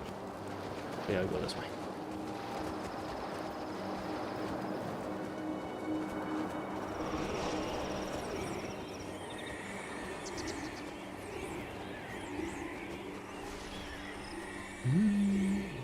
On this way. Oh, there's one more here. Oh, we are not ready to storm the garrison. Centaur holding cells remain locked, and the number are still on the side of the Kournans. Free all my brethren. Only then will we stand a chance against the garrison's guards. Here's a taskmaster. He's all by himself. Interesting. It looks like there's just one left. One cell left. That's interesting that a taskmaster is in a party of his own. This group has 2 priests.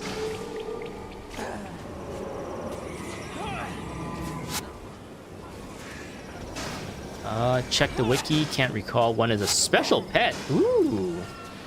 I like special pets. Actually, I haven't really been.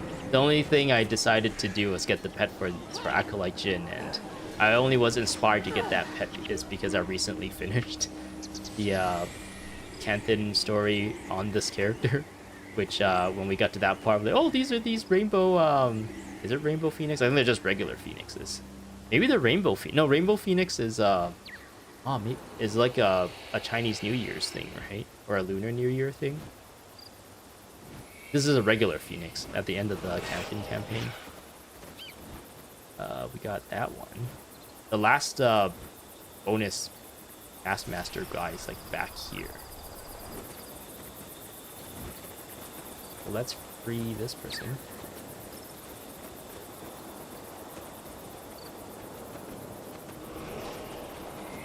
Cell is locked. Oh wait, that's not. I'll go this way.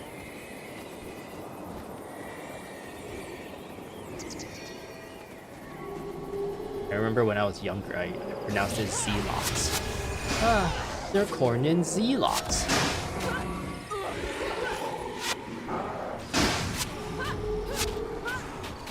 The Z-locks and the E-lights, the Kournan E-light guards.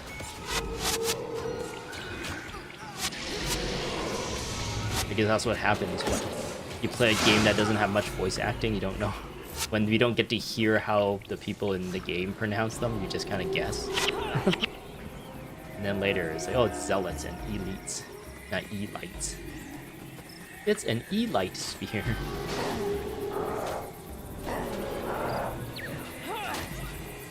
Special summoning stone is an option too. I don't have the. I think if you buy the game now, you get like this imp. That's a summoning stone. This is like a really old CD key or whatever you call it nowadays. So I don't actually get the imp like summoning stone, and I was a little bit disappointed. I was like, is there a way I can maybe like get that? Can I like, I don't know, contact support and be like, oh, can I have the the stupid imp summoning stone? I think I deserve it because I played the game for a very long time, and it'll be cool to have it. You guys are just giving it away for people who buy it anyway, right? Can you just pretend I recently bought it instead of buying it a decade ago and just give me the imp? And I think that would have been really useful when I started this character, because you can summon the imp once you get off of pre-searing. I believe you can grab the imp. Maybe you can also get an imp in pre-searing and it would help. I don't know actually. Ah, the imp is only below 20. Okay, that makes sense. So it is like, it was only useful for like the beginning parts up to like Lion's Arch essentially of the Tyrion campaign. Only Mirza Veldrunner remains a prisoner. Prepare yourself. Storming the central garrison will be no easy task. Approach with caution. As Zhed Shadowhoof, as we ignore everything he says and go behind the garrison. Yeah, that's the garrison right there. Let me go behind. Go for this guy. Man, the priests in the front lines, they need to learn formation. They need to learn proper position.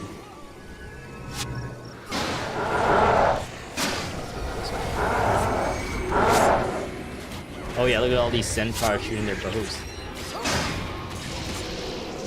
In Guild Wars 2, one of the voice lines you hear very often from human characters is, well, I can outrun a centaur.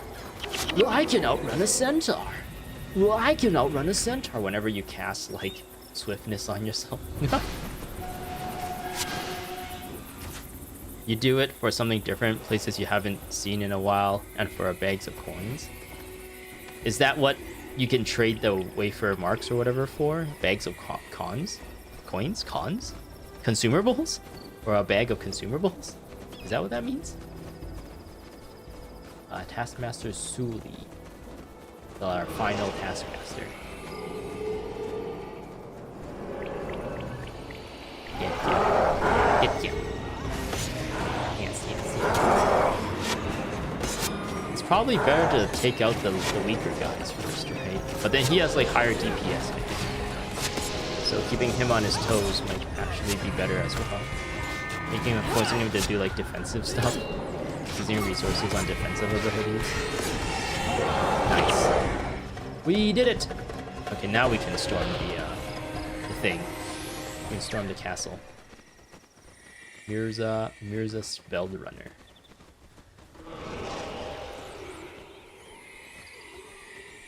Oh, there was a trap there that exploded.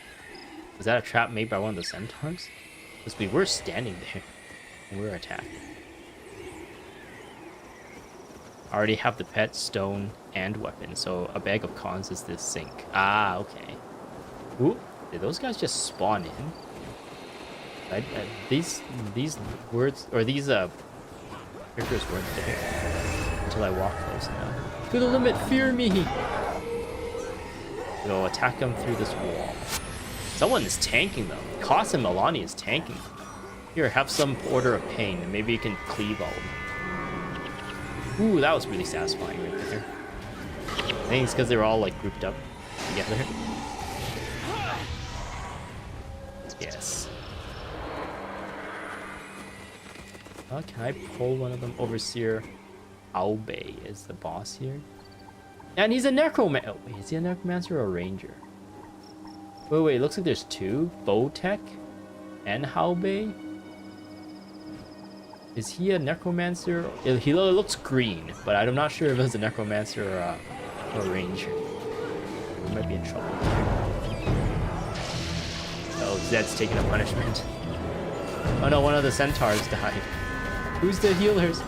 They go for the healer. Sears?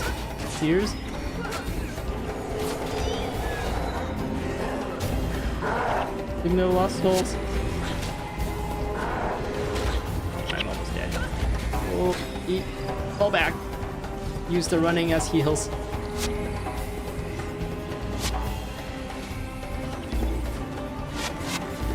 Okay, I think we stabilized.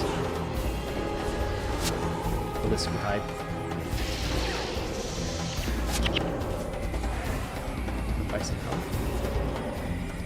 Oh, he's a necromancer. No, there's two necromancers in this. Necromancer boss. This. Oh, what the fuck is that?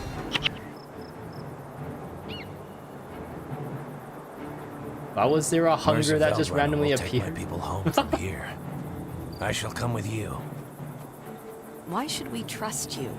You didn't share your plan with us until it was almost too late. I feared you would flee if I told you too soon, Two Legs. Oh, he's got that really you cool made new weapon. Stuff than I had thought. My Everyone friends look at and the I weapon, risked it's awesome. capture for you. And you still use that two legs talk. Of course. I'm sorry if I've offended you. I shall trust you fully if you Also, allow this me is to help. a cool weapon too. All right, you can come along. I can use your help. But watch your language. You lead. I shall follow. We have somehow made tolerable friends with, Two Legs. with the Centaurs.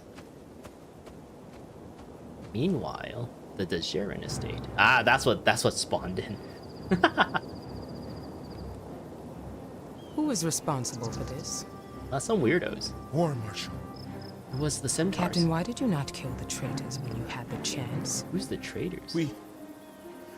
We thought you would want them alive, War Marshal. You were mistaken, Captain. Hunger? Why is he on fire?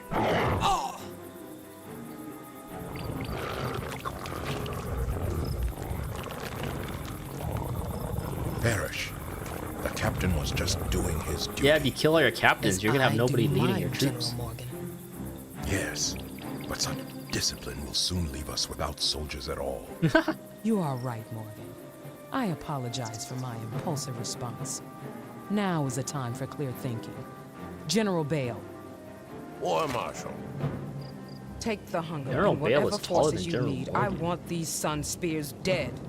Your words are my deeds, War Marshal. You are a good soldier, Bale. I would expect no less. Woo! I wonder if the Jin's pet benefits from those experience. I got stuff. Back in Sunspear Sanctuary. Oh, die. What do you got for us? So you freed the Centaurs? I hope you didn't suffer any injuries. Whenever you leave, something unexpected happens. A djinn showed up and delivered this cryptic message for you. It mentions a passage to Vabi and contains the location of a rendezvous point. Nereshi looked at it and said it points to the Jahai Bluffs, near a monument dedicated to Palau Ajoko's defeat. Do be careful. Okay, mysterious message. Travel to the rendezvous point on the Jahai Bluffs. I think I might have to empty out my inventory though. Okay, let's see what we got. We got a weird bow, weird spear. But we gotta identify all this. Ooh, vengeance is plain. Yeah, that's fine. Whatever. Oh, I need more. More identification kits.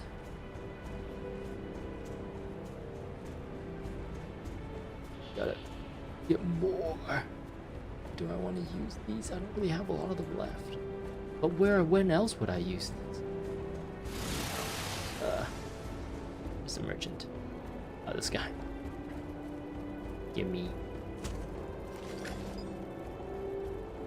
Oh, that one's already done. Identify. Sentry. Ooh, sentry might be good. That's probably a good one for like heroes, right? If you just give them a stance, you know they're gonna be in a hut, like soldier stance. I'll salvage that out. Salvage. Oh dang, the thing got destroyed. Ah well.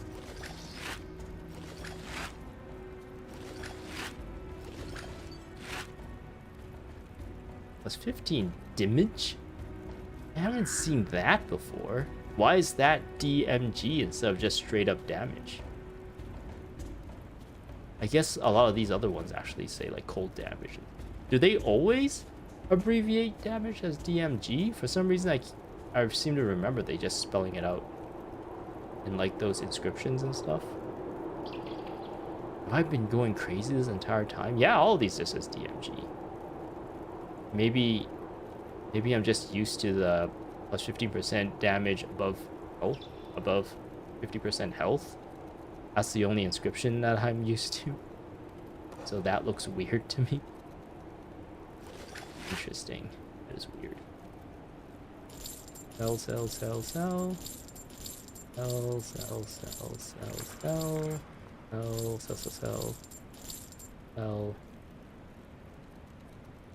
Why is this not selling? There we go. Mysterious message. Bunch of stuff over here. Okay, we will. Oh no!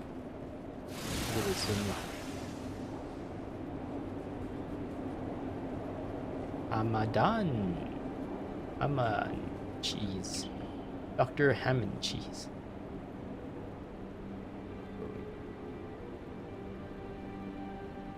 Go into here. This can go into here. This can go beside this one. On this side now. I can put it down here. Yeah, it looks nice. And then we'll go to the command post.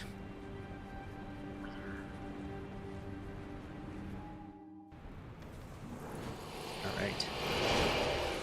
I'm kind of tempted to do some of the quests here before moving on. Let's talk to Dunkoro here. I change him to a healing person. It might be better if I change him to a healing person. So we got like 2 healers. Because I think DPS wise we should be okay. I don't really need the Ray of Judgment. Yeah, I'm gonna go back in and change. Too bad you can't change his build in here. It would be awesome if like you could do that in this place specifically, because this place is like set up staging ground kind of like idea. But unfortunately it's kind of hard rules where there's like instances for the map with the challenges, and then there's instances for moving up and stuff.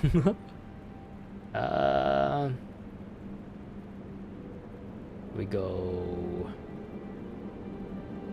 1, 2. 9 energy. Do I just get rid of smiting altogether? No, I can still have him as smiting, right? What is he holding? Divine favor. Let's get rid of some inspiration. Is any healing?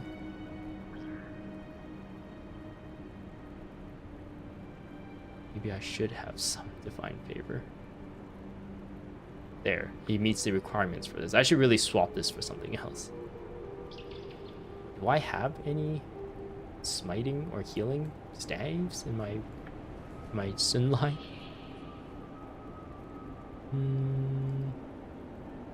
Inspiration, illusion, reduction, divine favor, energy storage, fire magic, curses, channeling, spawning power. Darn it!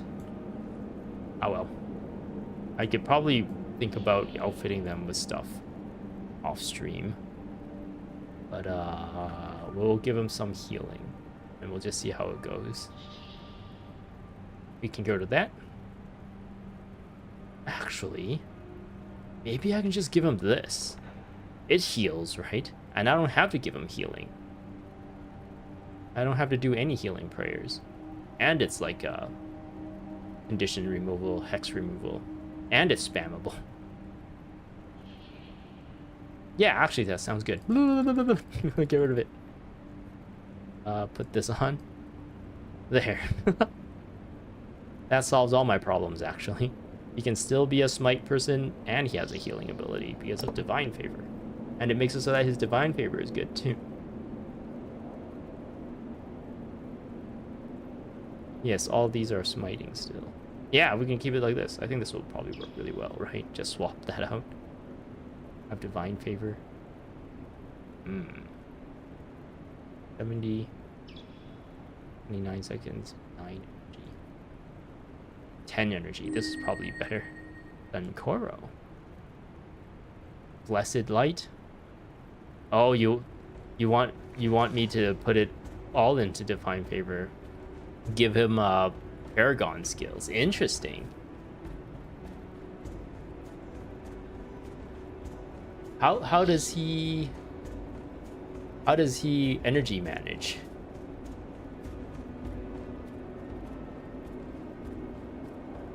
Hey, these two are a good combination too.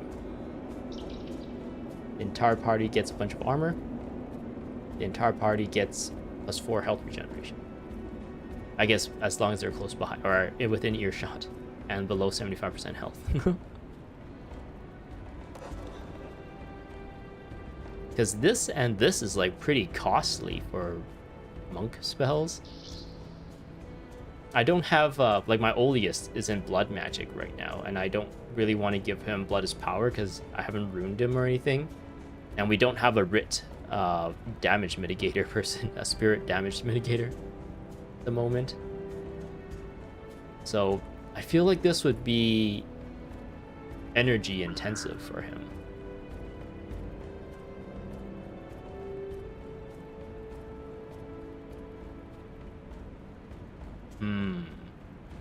I think I'm gonna keep it. This is probably really good if I had someone with blood as power, but I think I'm going to leave. I am gonna use the blessed light though, but I'm still gonna keep the mesmer like energy management stuff. I think that would help since the armor buff is e-amagement. The armor buff? What's the armor buff? This one?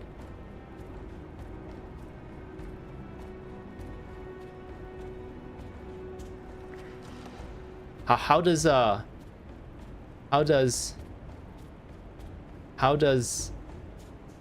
stand your ground manage energy? Because only like main paragons with leadership gets energy from shouts, isn't it?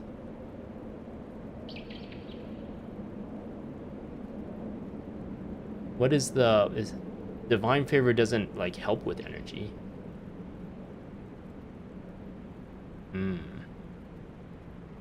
Is there something about monks that I'm like not that I don't know about, that they can somehow gain energy? I always thought that their divine favor kind of sucked because it doesn't help too much with energy management. It could be because I'm missing something. I know Signet of Rejuvenation is like a good break so that the natural energy regeneration can happen while he casts this. Interesting. Reversal damage. More armor equals less damage equals less. Oh! Okay. So because this will essentially reduce the amount of damage done to my allies, it makes it so that he doesn't have to heal as much. I see. That's like really, that's like a second order, like 2 degrees of freedom, 2 degrees removed from. I couldn't think that far ahead. I was just like, oh, just immediate satisfying buttons that gives you energy back. Oh, monks don't have that. But then, like, yeah, if you really think about it, if if your entire team isn't taking a lot of damage, they don't have to, like, then you don't have to, like, heal it, right? Oh man, I'm pretty dumb. Okay.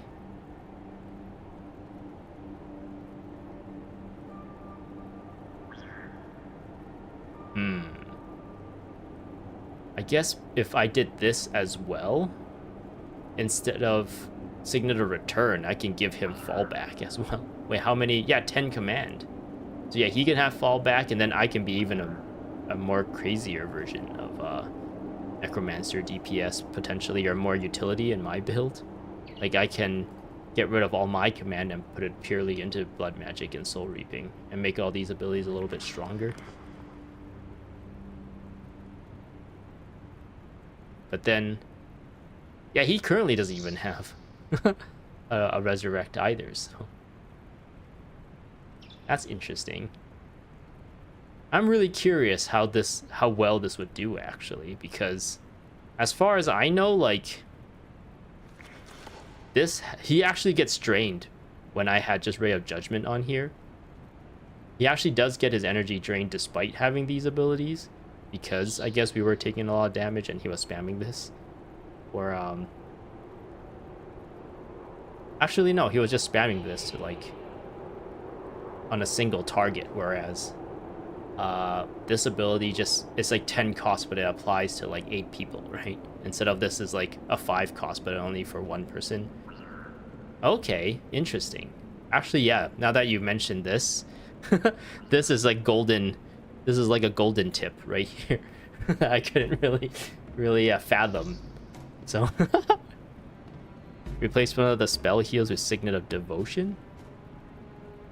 Okay, but that's a 2-second cast time. Oh, let's try this. Ergo, I guess I can just I just copy and paste this. Oop. Tempate Club. Oop. Dang it. Oop, I got rid of that. I got it again. Is it good? Dunkoro. Build. I don't know. Sure. Then I can just load it. Okay. Healing Ribbon would probably do really well in this, in my specific situation, because Koss and Milani and the Acolyte Jin's pet tend to just swarm my target if I call a target. So this actually will probably work really, really well, since they're all like going to be close together, right?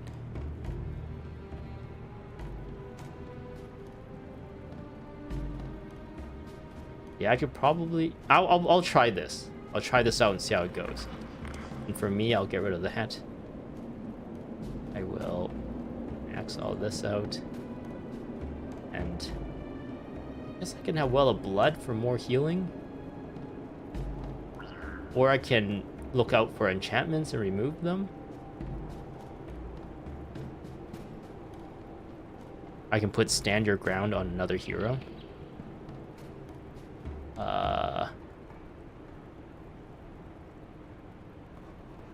We can try this. We're still in like what I would consider kind of like a low level area, I believe. Would like to believe. Like this is still like just one area away from the beginning area, right? So the fights here shouldn't be too hard. So we can try out this build and see at which point it starts to struggle when it comes to like team heals. But yeah. Unfortunately, I did give him like a crazy smiting thing. A crazy smiting rune. So now he has smiting, but he doesn't really do much about it. But he is a hero. I can just remove it from him if I really want to. And it only costs me one use of a salvage kit to get rid of it. And he gets like 75 health back. I'll put this here. I don't know why I have this here. I didn't even realize I have another rune here. Whatever. I won't. I'm too lazy to deal with that right now. Okay. But he's a healer now. We got a healer here. We got a protection person. And we got a healer. Actually, it might be better. Instead of... Because this is kind of spammable, like these two. So I could probably get rid of Word of Comfort. And probably go for a Cure Hex, right? In case of hexes. Something like that. I don't know. Something like that. What's good? You've missed your last. You've missed my last few streams. Oh, I can put you on. Does it work? No, it doesn't. I forgot to actually set this up. Doop doop, shloop bloop bloop. There we go. Yeah. Been working on a Warhammer minis. Ooh, you guys are all nerds. I'm not so nerdy to play with Warhammer minis. Warhammer is actually one of the franchises that's been really picking up. Like, becoming more and more widely known. I think, like, Warhammer, when I was growing up, was, like, super niche, nerdy stuff. But nowadays, like, it seems like everyone knows of Warhammer and everyone likes it. Like, there's, like, video games, there's, like, a lot of video games now that are Warhammer related, like Vermintide and, the new one, Space Marines. Actually, there was like another kind of boomer shooter called like Bolt Gun or something that was even before Space Marines, right? But yeah, recently Warhammer has been like really catching on. Okay, what was I doing here? Oh yeah, I wanted to... Maybe I can look out for enchantments to remove. That could be one of my roles. Yeah, it's kind of got big. Yeah. Stand your ground should be on someone's build all the time. Okay. I can put stand your ground on Milani as well. So, are you saying like I should have stand on my ground on like more than one hero just to keep it up indefinitely, essentially? Is that what you're trying to say? Or should I remove it off of Dunkuro and put it on like Milani? Because she has command too, right? I could probably get rid of Chillin' Victory for another stand your ground. Or I can get rid of this. This is really, I feel like this is like really inconsequential for how she plays. So I can get rid of this and have her with stand your ground as well. And then she'll have go for the eyes.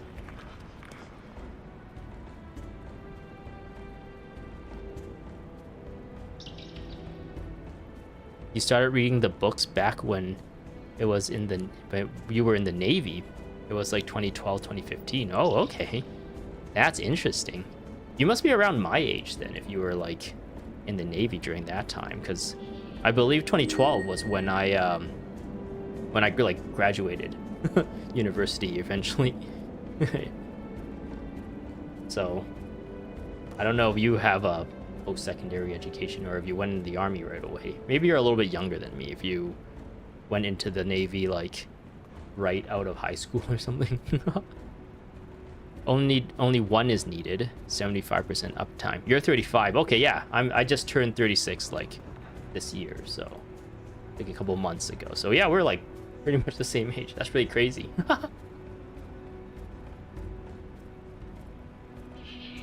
Okay. So I guess yeah, I can. If Milani has stand your ground, then I can take it off of. I can take it off, but at the same time, should I not just load all this stuff like on Milani instead, and then have Dunkoro back to like smiting then? You're actually working on your bachelor's right now. What is it, specialization? I guess, I don't know. What was it called? What faculty or department or whatever are you working on your bachelor's on? Like, I have a bachelor's in science, I guess, with a specialization in computer science back in the days. So my IRL job is in like computer science and as a software developer. Math. Hey, that's really cool. Are you enjoying it? Is it like something that you are like, I don't know what you would call, like we're essentially like middle-aged adults now, right? Going back to school. Does that like feel weird with all these young people around, or is it just like just like whatever, you're doing school, doing what you need to do to make a living?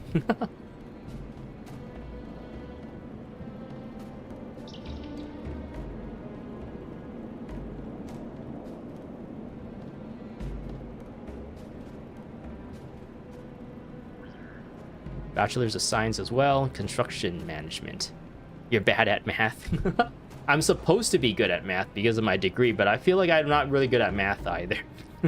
I guess computers deal with more like discrete math, which is like logic and stuff like that. Is a little bit different than the math you normally know about like numbers and stuff like that. You need help. Oh no. School sucks. School's for losers. Okay. I was going to maybe remove this, put fall back on him. There. This is probably better, right? You can't pass algebra. Well, you did, but you need a better grade. Oh, okay. Algebra. That's the one with the when they decide to add letters into the numbers, right? And everyone's like, what? I thought numbers is just numbers. Why is there letters in them? All right, let's go back into the command post.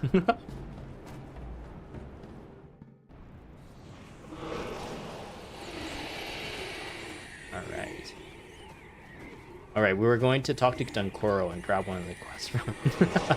Yeah, they put letters and numbers. Why would they do that? The tools of war.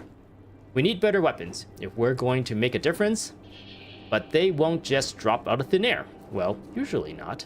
We need some weaponsmith. Sounds like we need a plan, eh? Lucky for us, I've got one. Of course, we'll use one of Koss's contacts. It seems he knows just about everyone. In this case, it's a local boy named Avad, who gave us some particularly useful information. Apparently, the Kournans have brought in some more Centaurs to replace the ones we freed. Oh, this quest becomes available right after our recent mission then. 2 of these Centaurs are especially talented weaponsmiths and are being put to work crafting weapons for the Kournan army. But what do you say we free those Centaurs and see if we can't convince them to make weapons for our side instead? Best plan ever. I'm in. Okay. Is this Jahai buffs? No, it's into the Djerin Estate.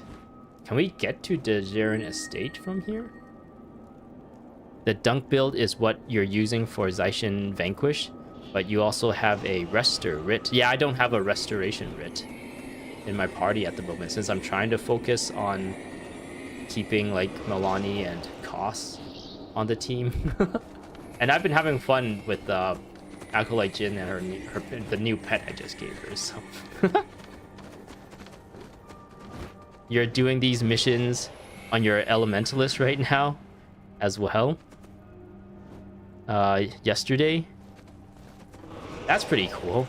Yeah, I guess I've been trying to work through the campaign on my Necromancer for these streams. So yeah, We're kind of at the same spots in the story, I guess. I'm going the wrong way. Arc Jock Ward. Wait a minute. They want me to go to Arc Jock Ward? I had to go to Arc Jock Ward and then make my way to... Okay, I'm just gonna teleport here. Okay. We'll go out from here.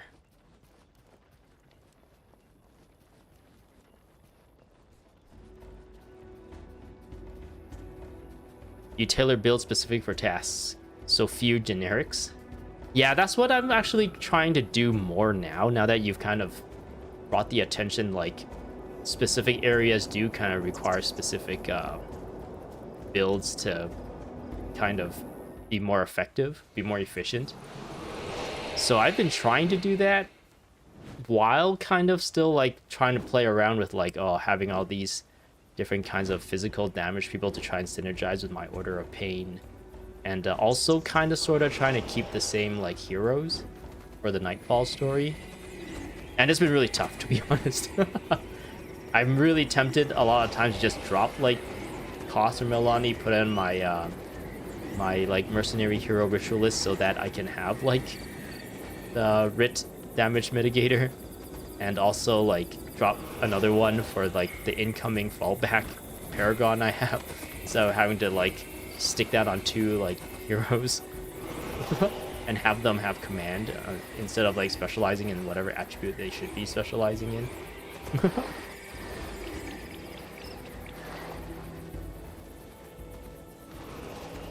All right. There's 2. Let's deal with these guys first.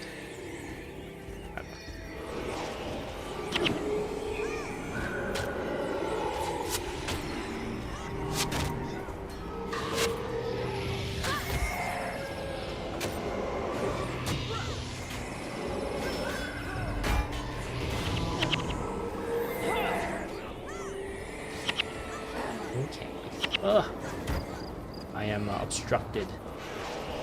My little staff orbs were being obstructed. Dang. We just get hit by a meteor from the sky?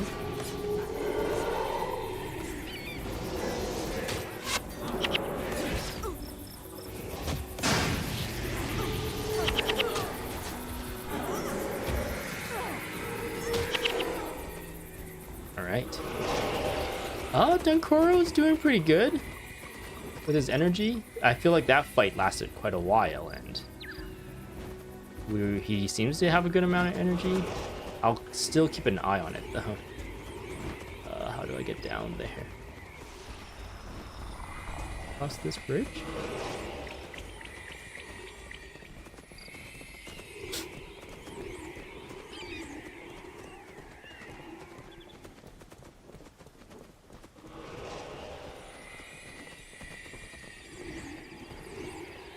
Oh, wait, can I talk to the priests here? Whoa, what's that? Why are there Zhed and a bunch of water spirits are there? Interesting. Nobility and wealth will leave you. Honor will live long after you journey into Ren's realm. So no, I can't get bounties for them. You will leave enchantment mostly heroes, risk double efforts and wasted energy. That's true. Yeah, I should not have put on this. I'm not really looking out for like the little like yellow arrow anyways in their builds. I should have put like Well of Blood or something just for like more random heals. Especially since like these guys all swarm one area, so if like they're just all attacking one area with a corpse, they all can get benefit from the same like well. I think now that you mention it, putting Well of Blood is probably the better choice than Strip Enchantment. So what do they want me to do here? Kill the Kournan guard holding the Centaur weapon crafter's captive. Maho? Oh, he's got a name, but he's not a boss. He doesn't have like the boss aura. Interesting. And he's dead.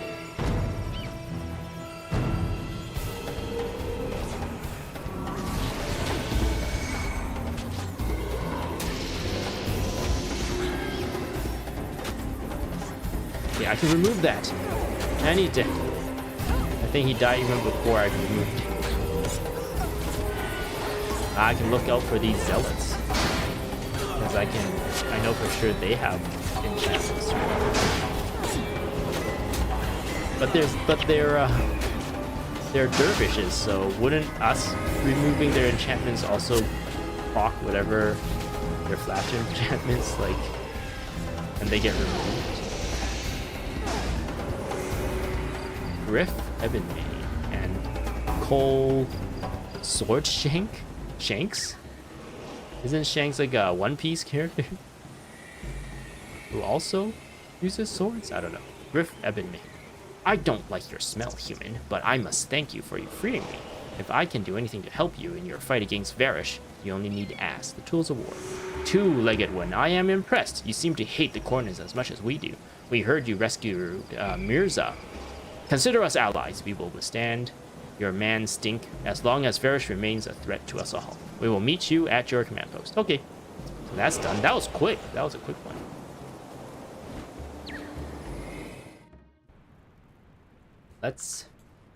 I guess we can just accept that reward.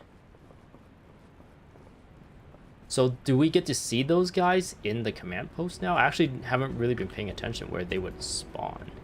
Good work. With the help of these centaurs, we'll have a steady supply of good weapons in no time. Let's try to look for those guys. Actually, let's swap this out. There.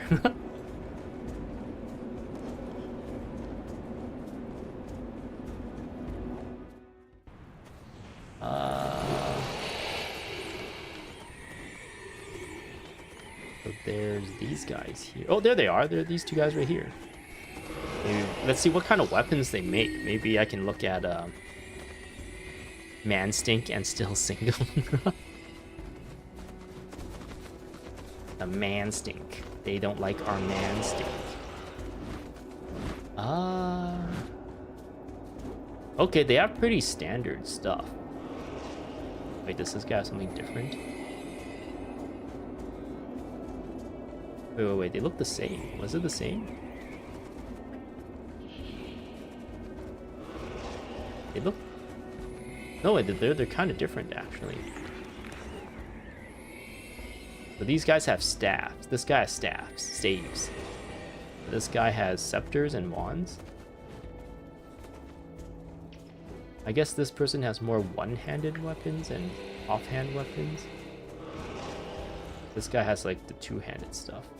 But he still has shields and machetes. I guess the sights. Interesting. Okay.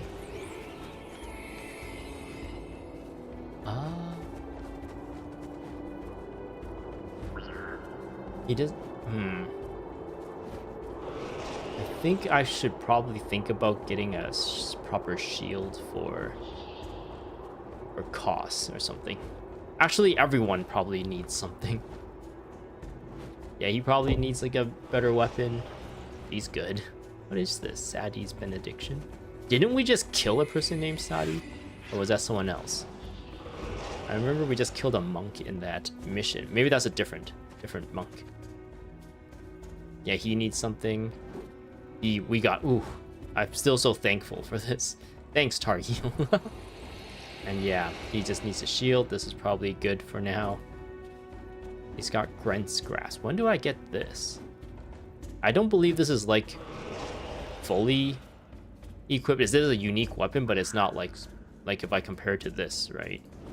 Like this would be what the amount of stats there would be for us, like a endgame's stat or scythe, right? Whereas this is missing one line of perks, but it's still maxed out though, so it's still good.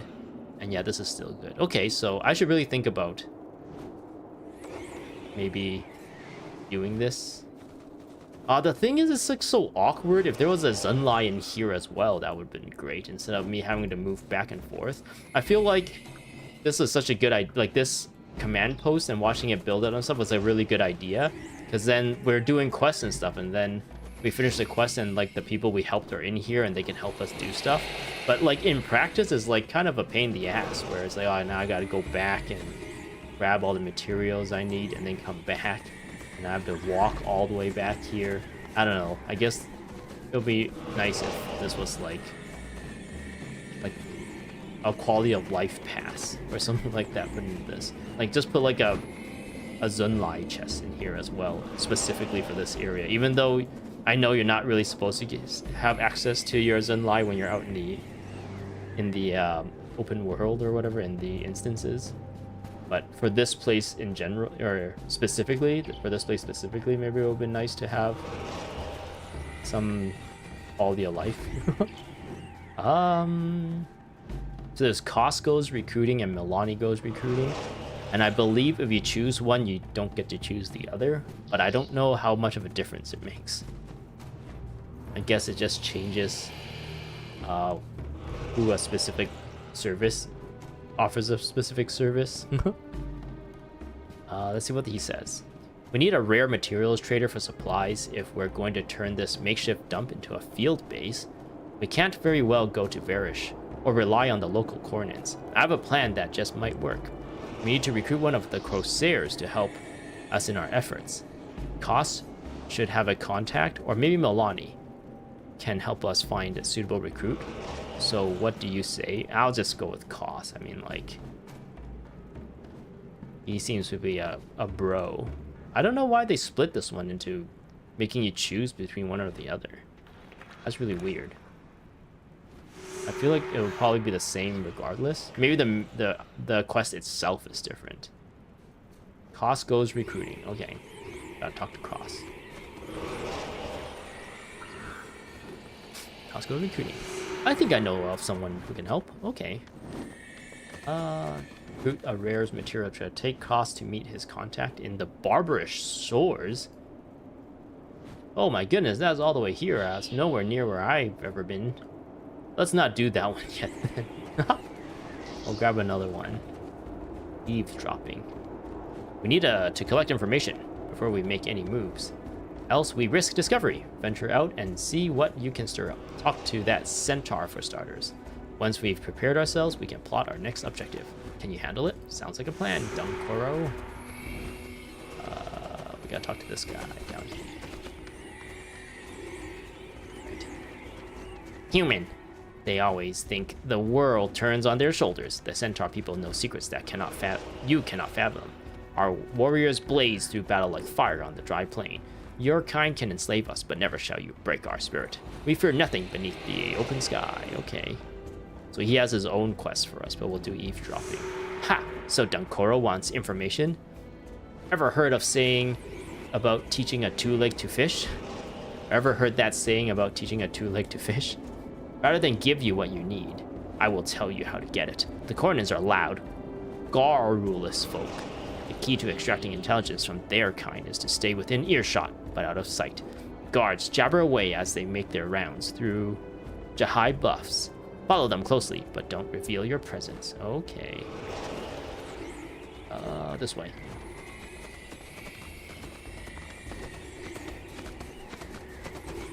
I guess this one we don't actually have to bring Zed with us or Koss. It's just that he told us where to go. It doesn't say required hero or anything. So if I go up to that statue, that's where this is, right? Travel to the rendezvous point on the Jahai Bluffs. Discover the origin of the mysterious message. I might as well do this right now since I'm here. It will help get rid of this thing in my inventory. Oh, we got a cutscene.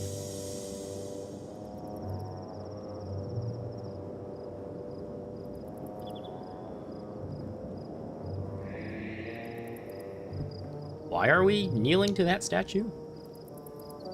Hey, these two. We met her already. Danger. That's not news. Everyone's in great danger these days. Especially you, it seems. With great danger comes great profit. You play a dangerous game, Corsair. And you don't, Hunter? I realize that the stakes here are higher than mere money. What could be more important than money? Your soul, child. They will need our help soon. Wait, what? Fine by me, as long as they're able to pay. I fear that they will pay most dearly. Interesting. She calls him Hunter? Heroes, there are yet more secrets in the shadows. Through my contact among the Corsair, I have found a passage around the fortress of Jahai that will take you to Vabi. However, it is guarded by a demonic creature that must be destroyed. At least here, Margaret is back. Oh, she has a cool looking bow. But I have other news. My Corsair contact tells me that your Spear Marshal Cormyr is not dead. She is alive and imprisoned on the island fortress adjacent to Gandara. Oh, interesting. She like literally just tells us where Cormyr is. You have two great opportunities, but there is not enough time for you to do both. At this very moment, the great demon known as the Drought gains power as the waterworks to the north. Soon it will be too powerful to stop, and even as we speak, Cormyr's captors plan for her demise.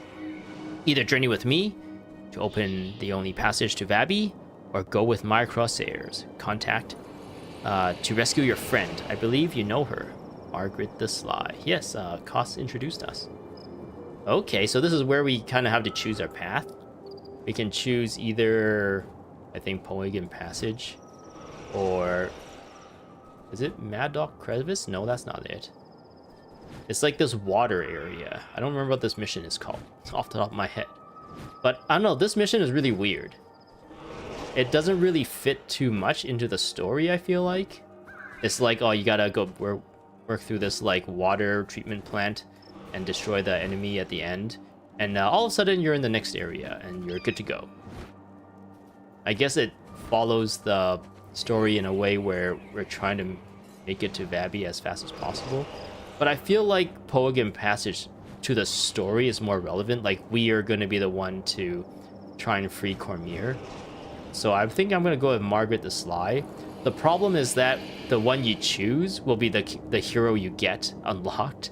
And I feel like Master of Whispers is probably the better hero at this point, since I have Acolyte Jin as the ranger. And it would be really nice to have another necromancer that I can like throw a bunch of healing things on. Then maybe Dunkoro can be purely smiting again, and we just like get rid of I don't know, get rid of Milani or something. And it'll like team building wise, that would be the smarter choice. But I guess as a like a newbie player, you might not even have that information, and you just kind of choose who you want to go.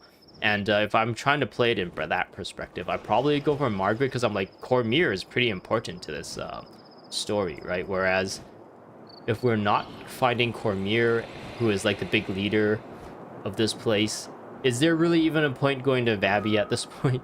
If we can't do it without without Cormyr, it will just be weird, right? Even though technically speaking, we're kind of like high ranking in some way. We're kind of the stand-in leader at the moment, right? But then we're not really, it's not really our story, kind of. It's like Cormyr's story, really, right? So I feel like I'll probably go for Margaret and double up on the Rangers. Maybe I'll have to get rid of Zed, have 2 Rangers, and then have Order of Pain a little bit more effective in that sense. And maybe I can get her or get Margaret like a pet as well. Then I have like another pet, and we have like a 10-man thing. You can kind of think of it as. I don't know. I'm still I'm only like 65% sure I want to go with Margaret at the moment. But Master of Whispers. I think the this mission is actually the easier mission, because you just need to like go through it and then kill the boss at the end. And if you have interrupts, that boss doesn't really do much. It's just that boss is also like high DPS if you don't have interrupts or a way to like deal with that. But the bonus in this mission is literally do nothing. It's one of those things where if you do something, it actually gets rid of the bonus. There's like all these pumps that is supposed to help pump water into this area to weaken this guy. But if you want to do the bonus, you're supposed to fight him at his strongest, so you're not supposed to activate all the pumps. So the bonus in this one is like do nothing and you get it. Whereas this one, I think the bonus you had to do all these like weird things all over the place to try and like push the story forward in a certain way. It doesn't really push the story, just like side like activities that you do. So yeah. Yeah, I think I'll just go for Margaret for this one. I just noticed too, apparently he did evolve at level 15. Instead of a playful Phoenix, he's now a hardy Phoenix. I don't know what that means. I think does that mean that he has more health than attack? Actually, I'm just gonna wiki that real quick. Actually, I think I'll do it on this other browser that I have. Hardy. I guess I'll just search up pet in the wiki. What does hardy mean? Playful. Okay, hardy is more health than damage. So I don't know. I think I would have much rather this be either aggressive or dire at this point. Is that the one? Dire is the one that is more damage and less health. But I guess I kind of like power leveled him, so this pet didn't really get a lot of opportunities to do damage as it leveled up.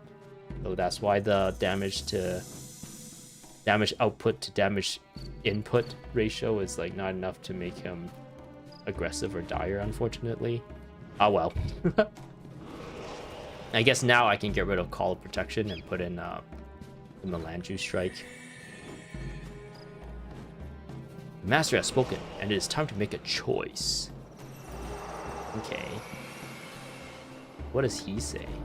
You must know there is a great darkness falling across Elona. As a demon hunter, it is my task to keep that from happening. Before we can kill our adversary to the north, I must meet with my ally. We will find her at the Dejeran estate where I have arranged for you. Your first test. Oh, I don't like tests. Tests, I better go study. I know where Cormier is and will help you get her out. For a price, that is.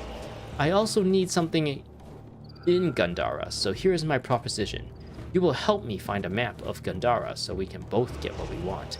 And we'll let Master Whisperer deal with the drought himself.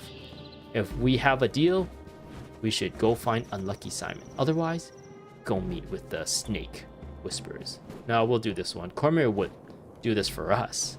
I'm not interested in working with someone only out for herself. Interesting. We already worked with her, so this is a really weird answer to give her, because like she helped us escape back to Istan, right? She helped our wounded escape. Cormier will do this for us. Right, for a price. And we will immediately ignore that. Do eavesdropping. Alright.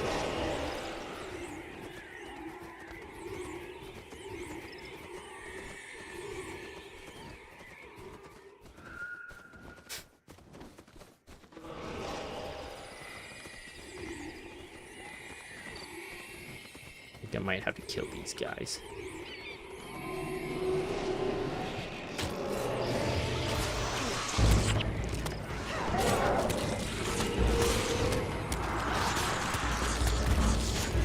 Order of Pain! I wonder, do these pets get bigger as they level up? No, I don't think that pet got any bigger. I think that was always that size. Yeah, it'd be cool if they got bigger or something. Or their models changed in some way depending on like how they evolved.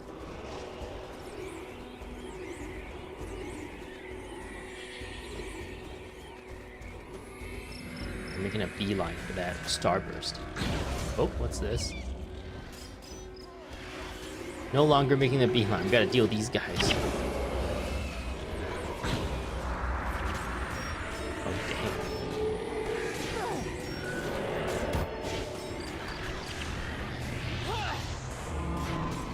We do this? And we can stand in this? Nice.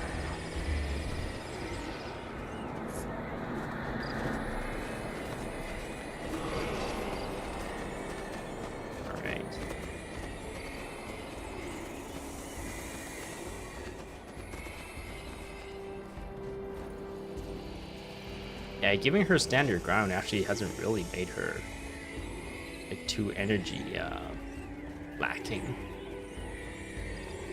Because it's only her dervish skills that get the energy cost like reduction. Let's go get him. What are we waiting around here for?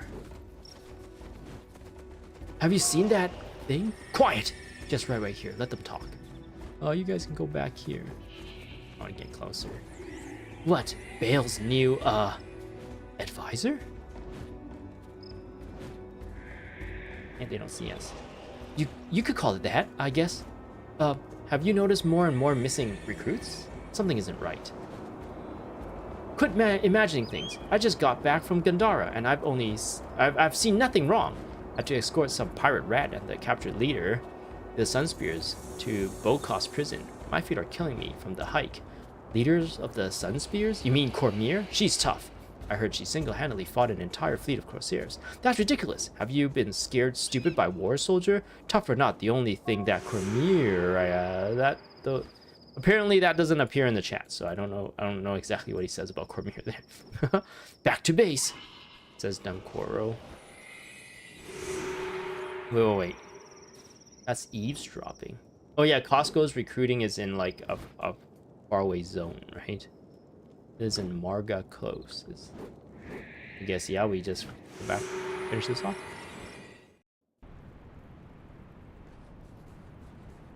Getting kind of warm in this room right now. Today is a warm day. It's like 30 degrees Celsius.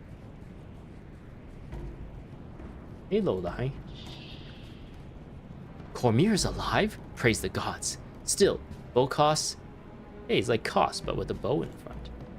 Bokos prison is hard nut to crack. It's withstood sieges, assaults, and fire over the centuries.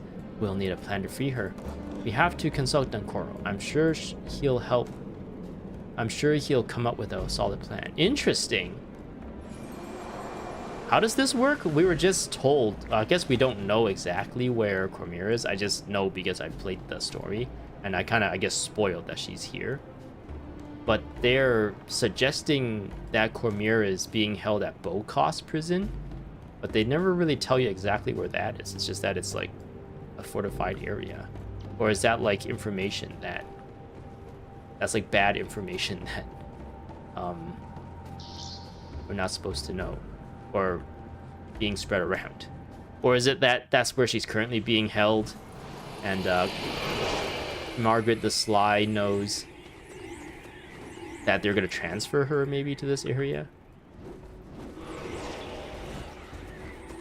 Dunkoro. A foolhardy fire. I remember this is like a long quest. Like, you had to do a bunch of stuff for this. Let's just get it and see what it tells us to do. Not everyone is happy with us being here. In fact, most fear reprisal from Varish and the Kournan army. Dudash Dejerin, who apparently knows Kos, is currently in Yolan Haven and is blackmailing us now. Seems he owes some corsairs quite a bit of gold. He wants us to pay his debt, or he'll rat us out to the Kournans. Kos means well, but some of the folks he associates with causes more problems than they're worth. What do you say we get over with, or get this over with and wipe this Zudash fellow's debt clean? Okay, so are we not supposed to know that Zudash is Kos's like father?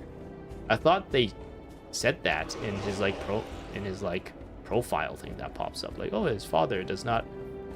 Maybe they didn't specifically name this person, and then we never really know his last name, right? So maybe we're not supposed to know that he's Kos Dejerin. Interesting. A foolhardy father. Meet with Zudash. Okay. Yeah, he told us where to go.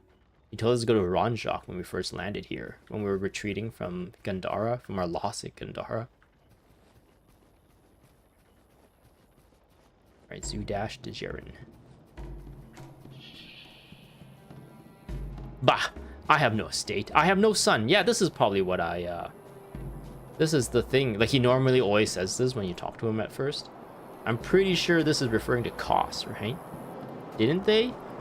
Wasn't there a thing that told us that Kos was his son? Or am I even having that right? Maybe Kos isn't his son. Maybe there's like, you know, in like China, like everyone in one area has the same last name back in the day. Like, oh, if you're a Chen, you're from Chen village. That's where you. Is that what's going on here? Everyone in the Dejarin estate is just named Dejarin just because that's the village you're from, or the estate you're from. and Zudash and Dunkirl just so happens to be from the same place. The foolhardy father. You're a Sunspear, and I can't say I like you. My no good son ran off to join your little group. Oh no, this is probably where it's from then. Maybe I already knew that because of this, because I've done this quest before. So yeah, he's saying Koss joined our little group, right? Unless he's referring to a different, the Koss's brother? Do we know that Koss's last name is Dejarin? Oh, I don't know.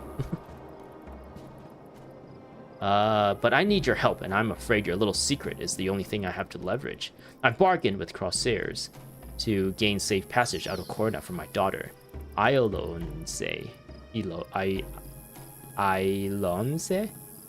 I fenced some family heirlooms, but while I waited for the money, my contact and my gold were captured by the Kournans. I need you to settle my debt with the Crossairs.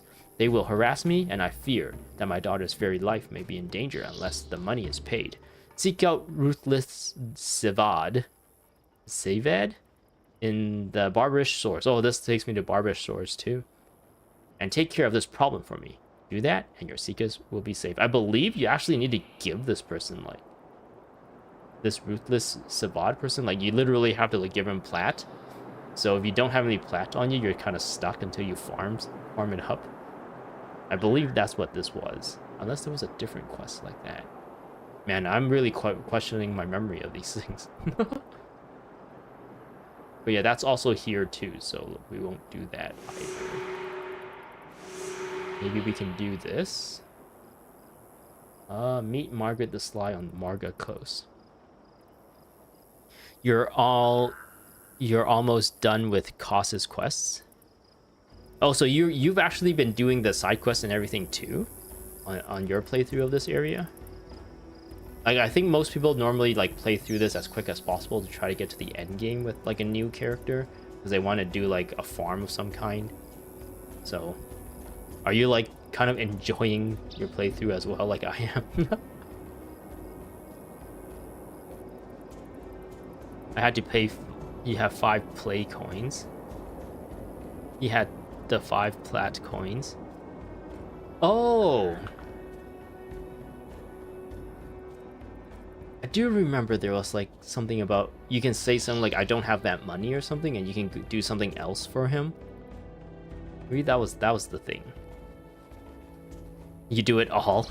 I don't know. Some of the quests are kind of tedious though, like that one where we had to like escort the cows in was it Sunward Marshes? No, it wasn't. It was Marga Coast where we were here. I guess this is a better map here because we can zoom in a little bit more. When we had to like escort the cows from here to like here, and like random Kournans just killed them. That quest was kind of lame. I'm kind of scared to go into here and realize like I actually need to be like here or something. Now let's just go to Lundu Bay. We'll do the primary quest and see if we can get to the next mission area.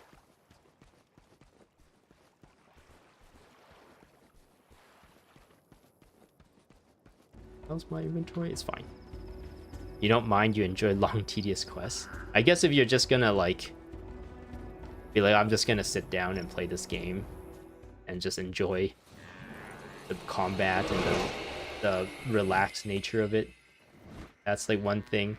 But nowadays I feel like games, there's like this like weird treadmill, especially live service games where it's just like, oh, I gotta do this and I gotta do that and I gotta do this and I gotta do that daily and I gotta do this weekly and I gotta run on a treadmill. Whereas like this game is so old now, like you really can take it at your own pace, and it's like really fun that way.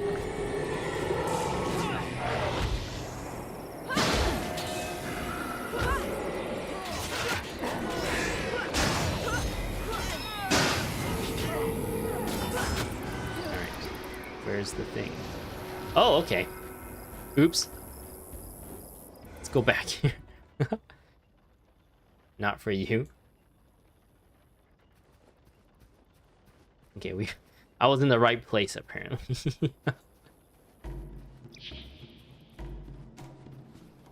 You did the gear treadmill in WoW?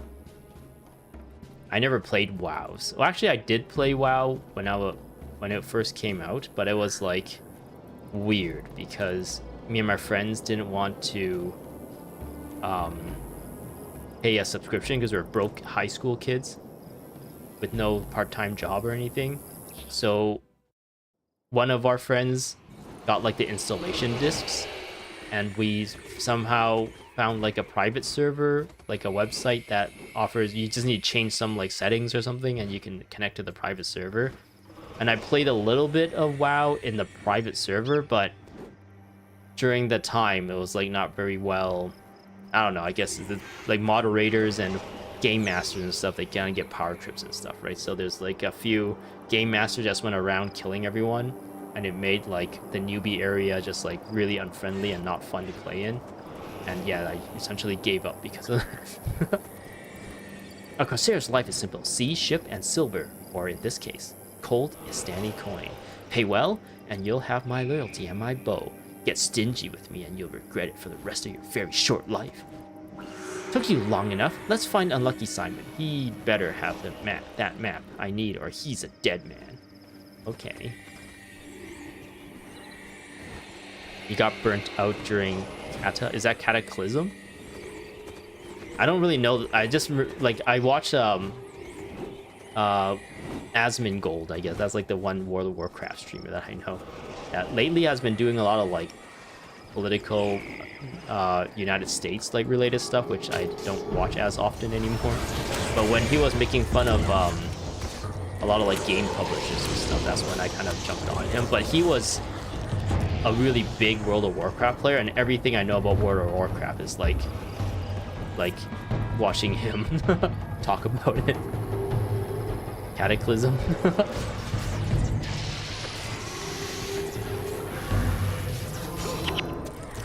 Yeah, unfortunately for me, I live in Canada, so a lot of the stuff he says about like the United States and political situation just doesn't like interest me at all.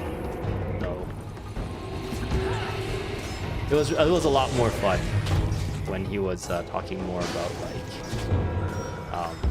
all the silly game publishers doing silly things that nobody asked for, and then their games failing. And then they're just like, oh, it's all the fans' fault for the game failing. They're not supporting all these things. Like, no one's gonna support dumb games. Well, why would you don't support games? You play games. You know, you support ideas. You support people.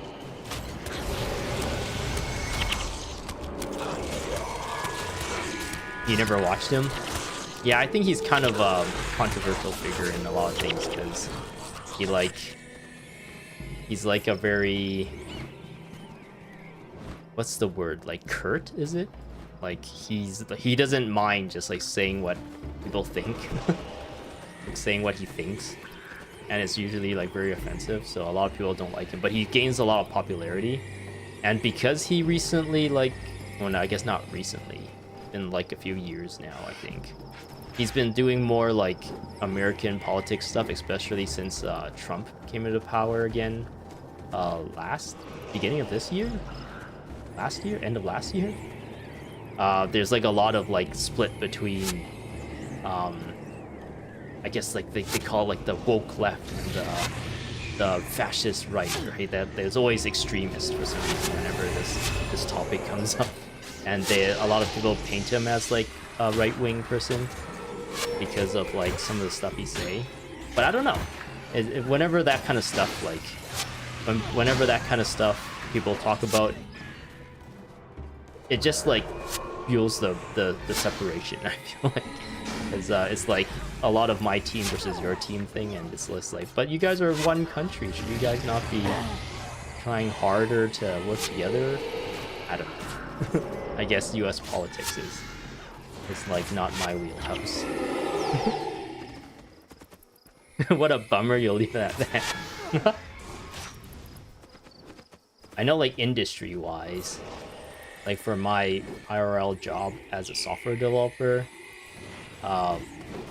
Trump's actions hasn't really affected my job too much. It's just that the tech industry itself has been kind of imploding because a lot of tech like companies invested a lot into like hiring and stuff during COVID, and like that kind of growth wasn't sustainable through now that COVID is over and nobody's like locked in their houses anymore. So like now like a lot of things have been like a lot of companies have been laying off people like left, right, and center. So even the games industry, we've been hearing a lot of layoffs and stuff. But I think a lot of it's because it was like a huge growth during COVID, the COVID lockdown downs. So yeah, it's really unfortunate. But like the Trump tariffs and stuff is affecting more like primary industry than like the tech industry. Because like I can hear some of my friends and who are more into like different industries than I am talk about like how they're like boycotting certain American imports and stuff. So like a lot of Canadians have not imported like American alcohol just to like I don't know. I don't really understand the tariffs all that much. Like the tariffs Trump's put onto like Canada, let's say, it makes it so that the Americans have to pay more for Canadian products at the end, right? I don't know. It's like kind of complicated, I guess. I think, or you think you had one day off during the whole pandemic? Oh wow, I guess I never had any days off. It was just regular as usual because I was able to work from home during that time.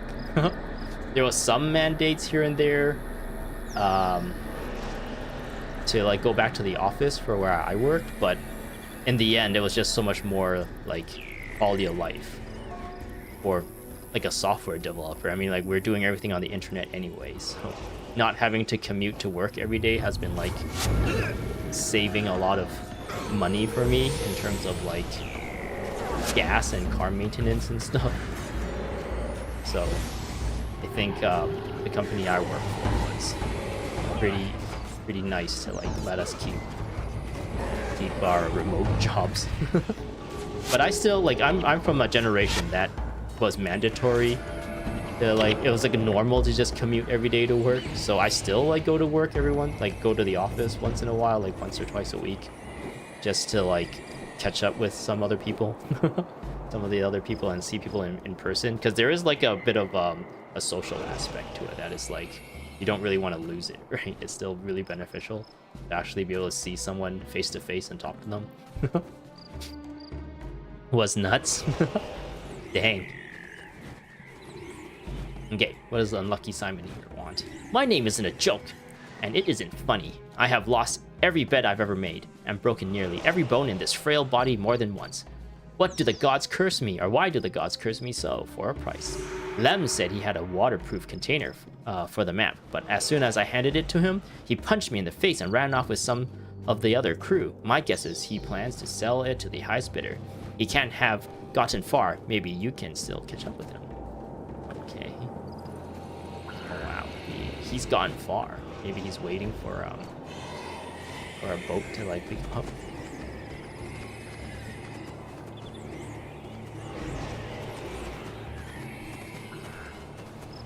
All right.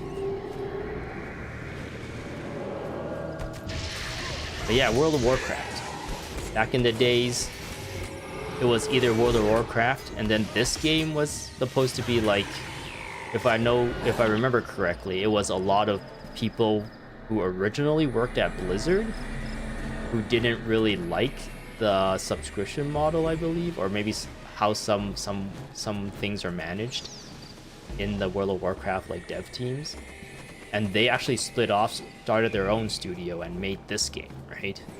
And they wanted to make it like this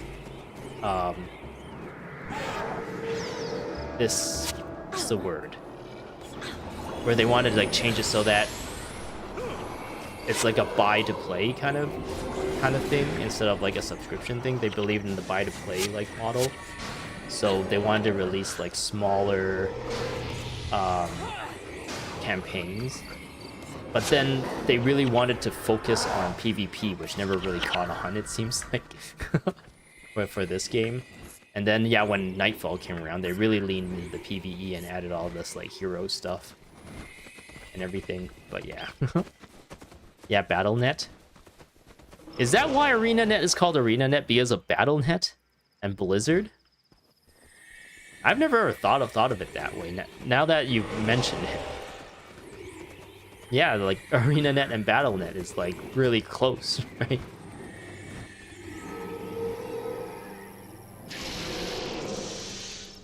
Oh, why is nobody else attacking? Okay, there we go. Kill this queen.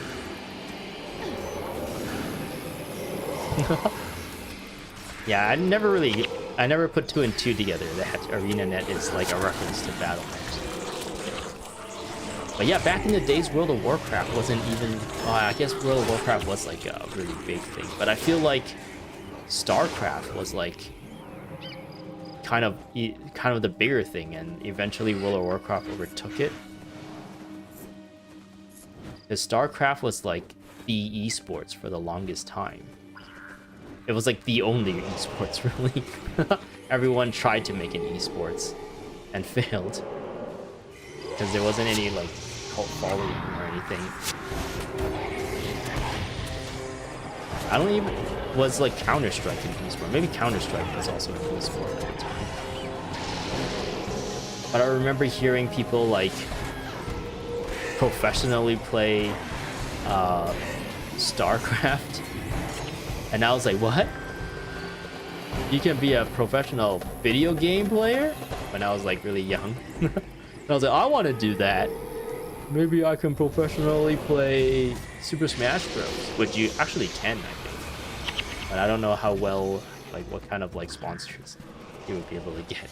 And StarCraft was like a game that didn't really get updates. They tried to do StarCraft 2, but I feel like even when StarCraft 2 came out, everyone stuck with StarCraft 1.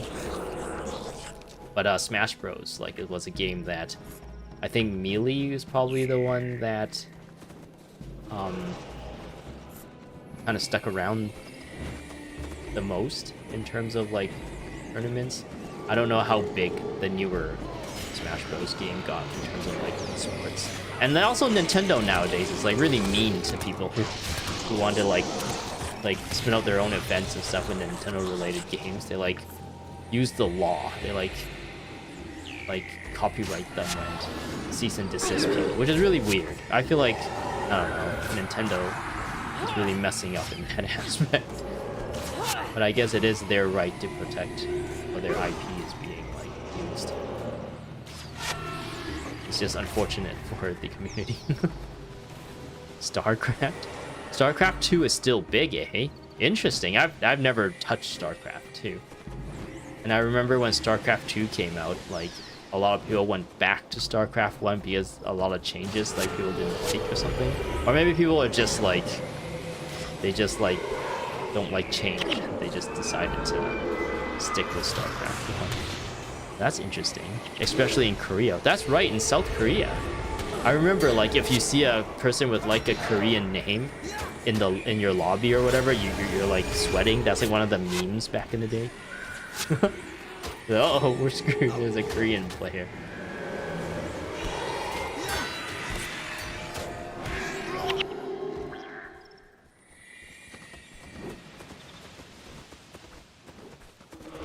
But yeah. I guess that's interesting now, especially since, like, with the ArenaNet thing. Right now, ArenaNet is actually... I've been actually following a lot of, like, Guild Wars 2 news. Because they've announced another...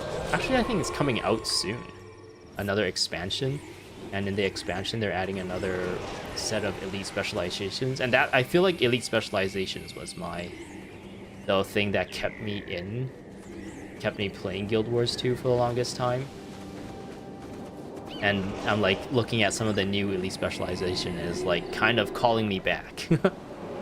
But I'm juggling like this game and Genshin Impact, and I just started Ender Lilies as well, so I don't really want to like be spread too thin. So I don't think I'll be going into like streaming Guild Wars 2 anytime soon. But I do. There's a piece of me that wants to go back into Guild Wars 2 and like do something for my channel in terms of Guild Wars 2. But I don't know. I'm not creative enough to be able to do things like that. Ooh. Yeah, they still have 100,000 tournaments. $100,000 tournaments? That's insane. 100,000. Like the winner are these like team sports or is it like one-on-ones? You won't go back to Guild Wars 2. 6K hours, you're done. You said you left Path of Fire, right? You played through Path of Fire and that's when you left the game. I think Path of Fire is probably the best. Path of Fire and the Living World updates after it was the best content, the best times of Guild Wars 2 to me. It had like everything. It was constantly updates, constant balance patches, lots of quality of life like patches and stuff, and like the release cadence was really good. And then it went into the Icebrute Saga, which it really fell apart during the Icebrute Saga. Alright, Lem, if it wasn't for your sense of humor, I'd kill you. Come on, boys. We are all in a tight spot.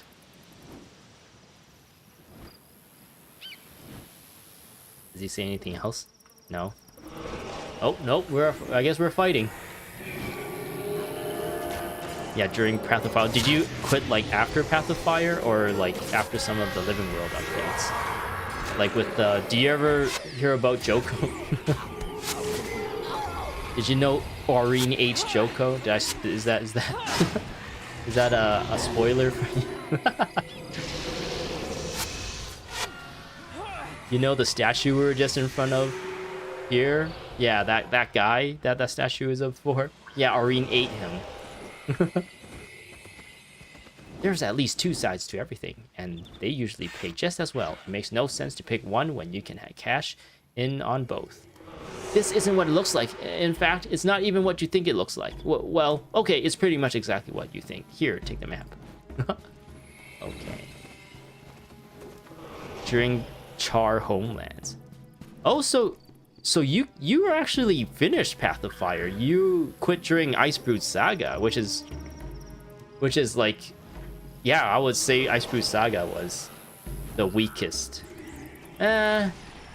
It was very weak, but I think a lot of it was due to the COVID. It was like COVID, and I think there was a voice actor strike in between as well, right before COVID, or maybe it was during COVID.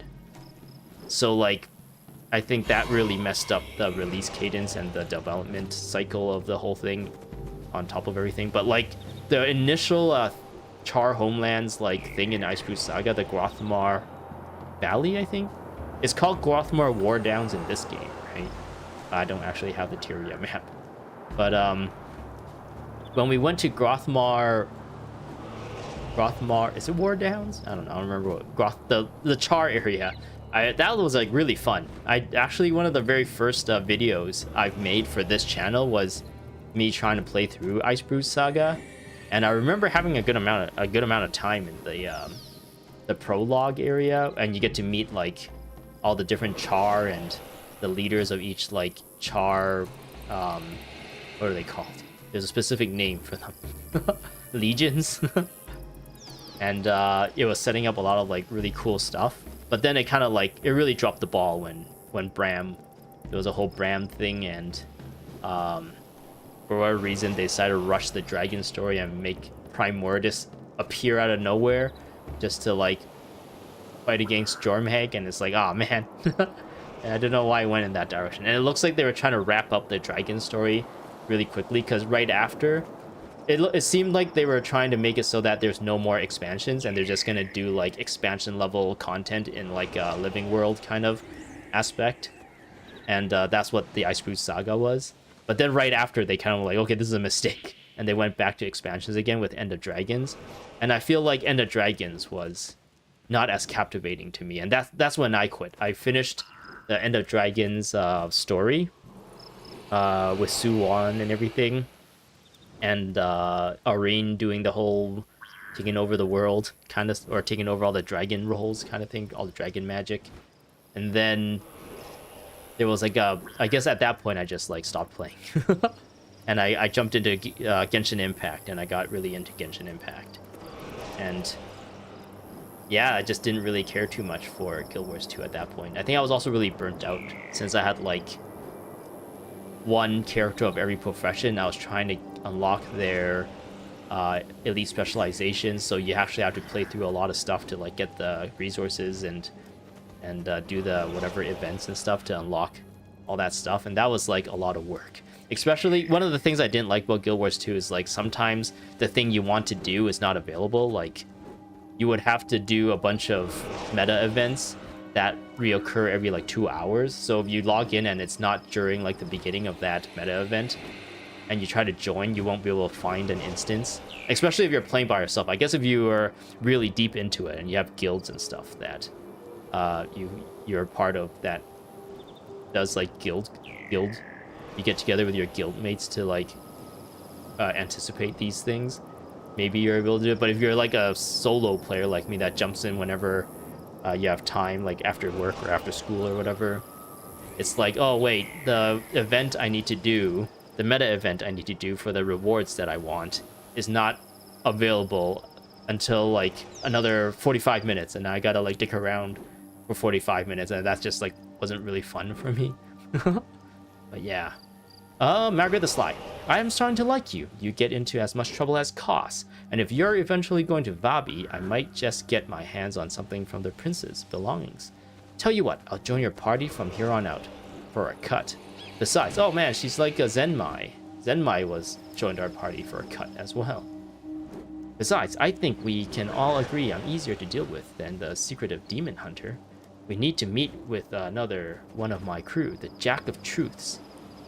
He can interpret this map and lead us to the loot, and to Cormyr. We'll meet again once you've spoken to Jack. The bottom line is, no me, no Cormyr. Okay, it's nice to have you aboard, Crowsayer. Alright, so she's part of the party now, it looks like. Or maybe not. Oh no, after this one, no me, no Cormyr, she's part of the party. Okay. Oh. And we just go here. And we're done. Jack of Truths. I speak only truths. Listen closely. I'll tell you exactly what you want to hear. No me, no Cormyr. That's quite a map. Shows just about everything in Gandhara. Ah, I see Margaret is after Lady Glaive's diadem. That's ambitious. But you won't ever get near it wearing those outfits. Hey, I've got the perfect plan. A small Kournan squad patrols outside Gandhara, just south of here. If you're careful, you might be able to overpower the guards and steal their armor. That would be perfect. That would be a perfect disguise. Okay. Wait, do we actually have to do that? Waylay a squad of Kournan guards and borrow their armor. Okay, I think this is probably the last quest I'll do, and I'll probably end things. It is starting to get late, so... And I haven't eaten anything yet. Yeah, we'll do this. And yeah, I could probably... Wait, do I need... I don't have Margaret yet. I was thinking like maybe I need to add her to the party, but I don't have her yet, so... Doing this will give me her. How do I get to that? Go around this way.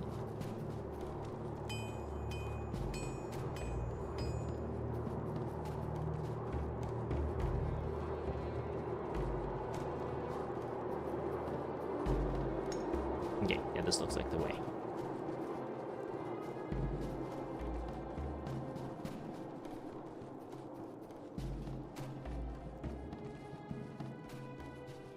Okay.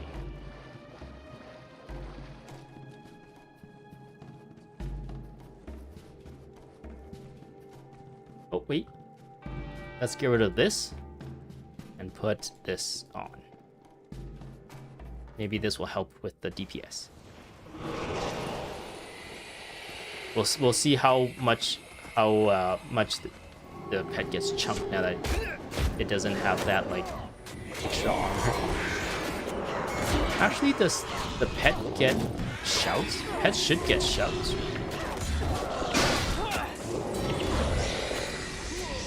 is like right outside. Unsuspecting Kournan guards.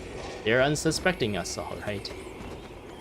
Glad you made it. Now let's see if Jack was right about this Kournan patrol. It looks like he is. There's some unsuspecting Kournans there.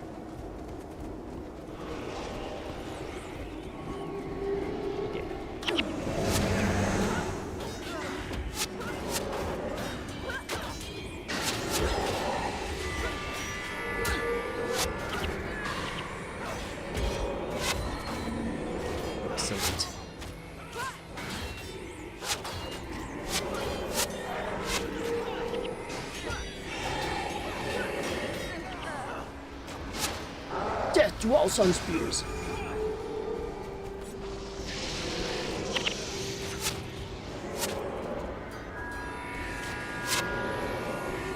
Excellent.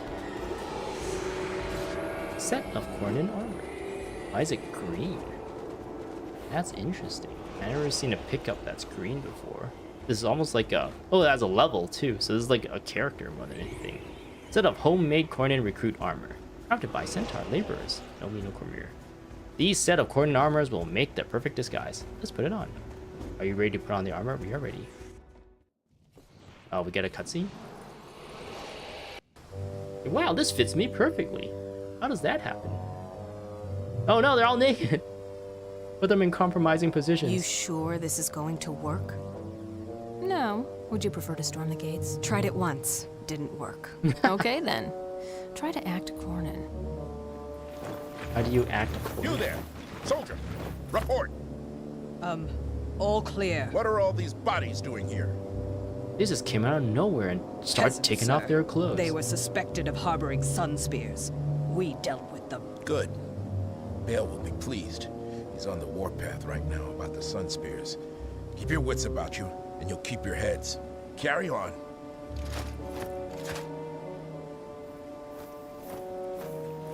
He didn't suspect a thing. So far, so good. We may spring Cormier yet. Diadem first. Prisoner second.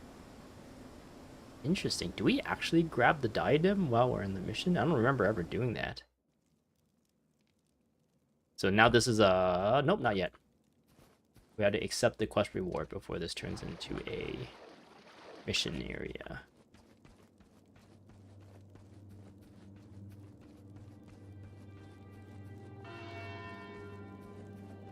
Usha, Benchu. Betchu.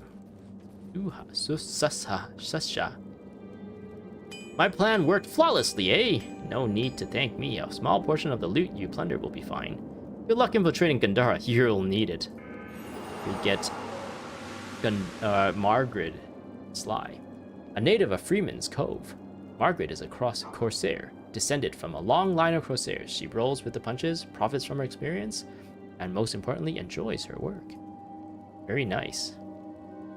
I don't really want to get rid of Zhed Shadowhoof. I feel like he's probably like one of the more higher like DPS characters.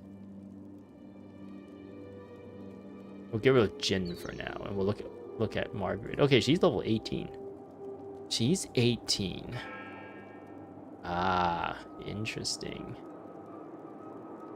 I don't think I want to build her now. I think what I'll do off stream is probably try and get her the same kind of build as Acolyte Jin, and get her a pet as well. I don't know if I'll get her the Phoenix though. I don't think I want to double up on the Phoenix. Maybe I'll just get her a regular pet in this area. I think in the beginning you can probably grab flamingos. Maybe a moa bird or something. I don't know. I'll have to look into what kind of pets are available in this area. Maybe we can get Margaret a pet, and it'll be fun. We'll have like lots of people. We'll have a big party full of pets and stuff. Alrighty. What else is there? Yeah, I guess in between streams I'll probably try and explore a bit more. I'll try to grab the... I think there's an outpost here. Why is this place revealed? Wait, what? There's like a random spot here that's revealed for some reason. I wonder what that's all about.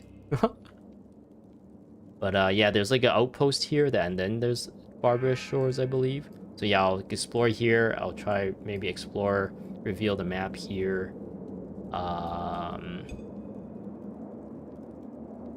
Yeah, we probably get set up more for more quests in the out command post for next time, maybe.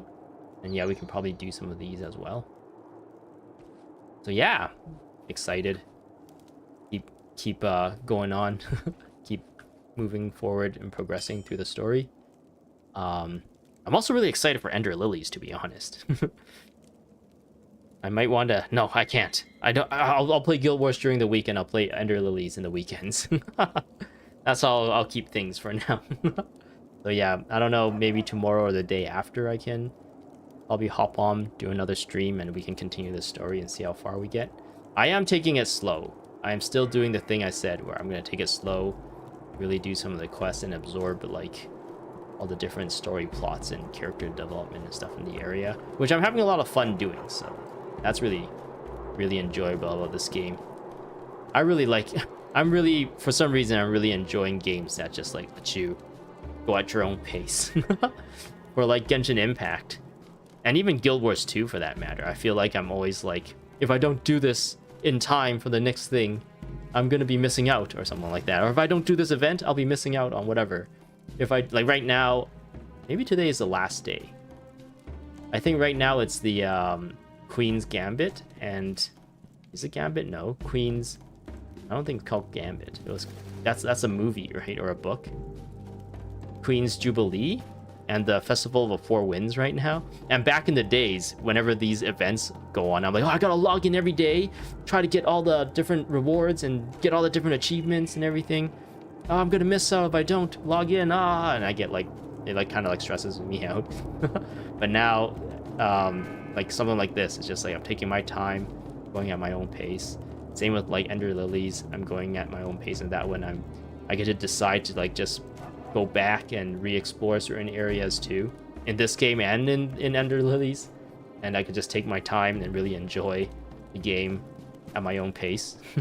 And also the pacing of the game itself is like really well done too, right? For this one, you grab a quest and we go out and do something, and then you come back, accept rewards, and grab another quest, go out, and it's like very segmented, very well paced. The story too, like between like primary quests and missions and stuff, they're all like well paced and fit in between as well. It wasn't like in the Tyria campaign where there's a lot of walking from one to the area to the next.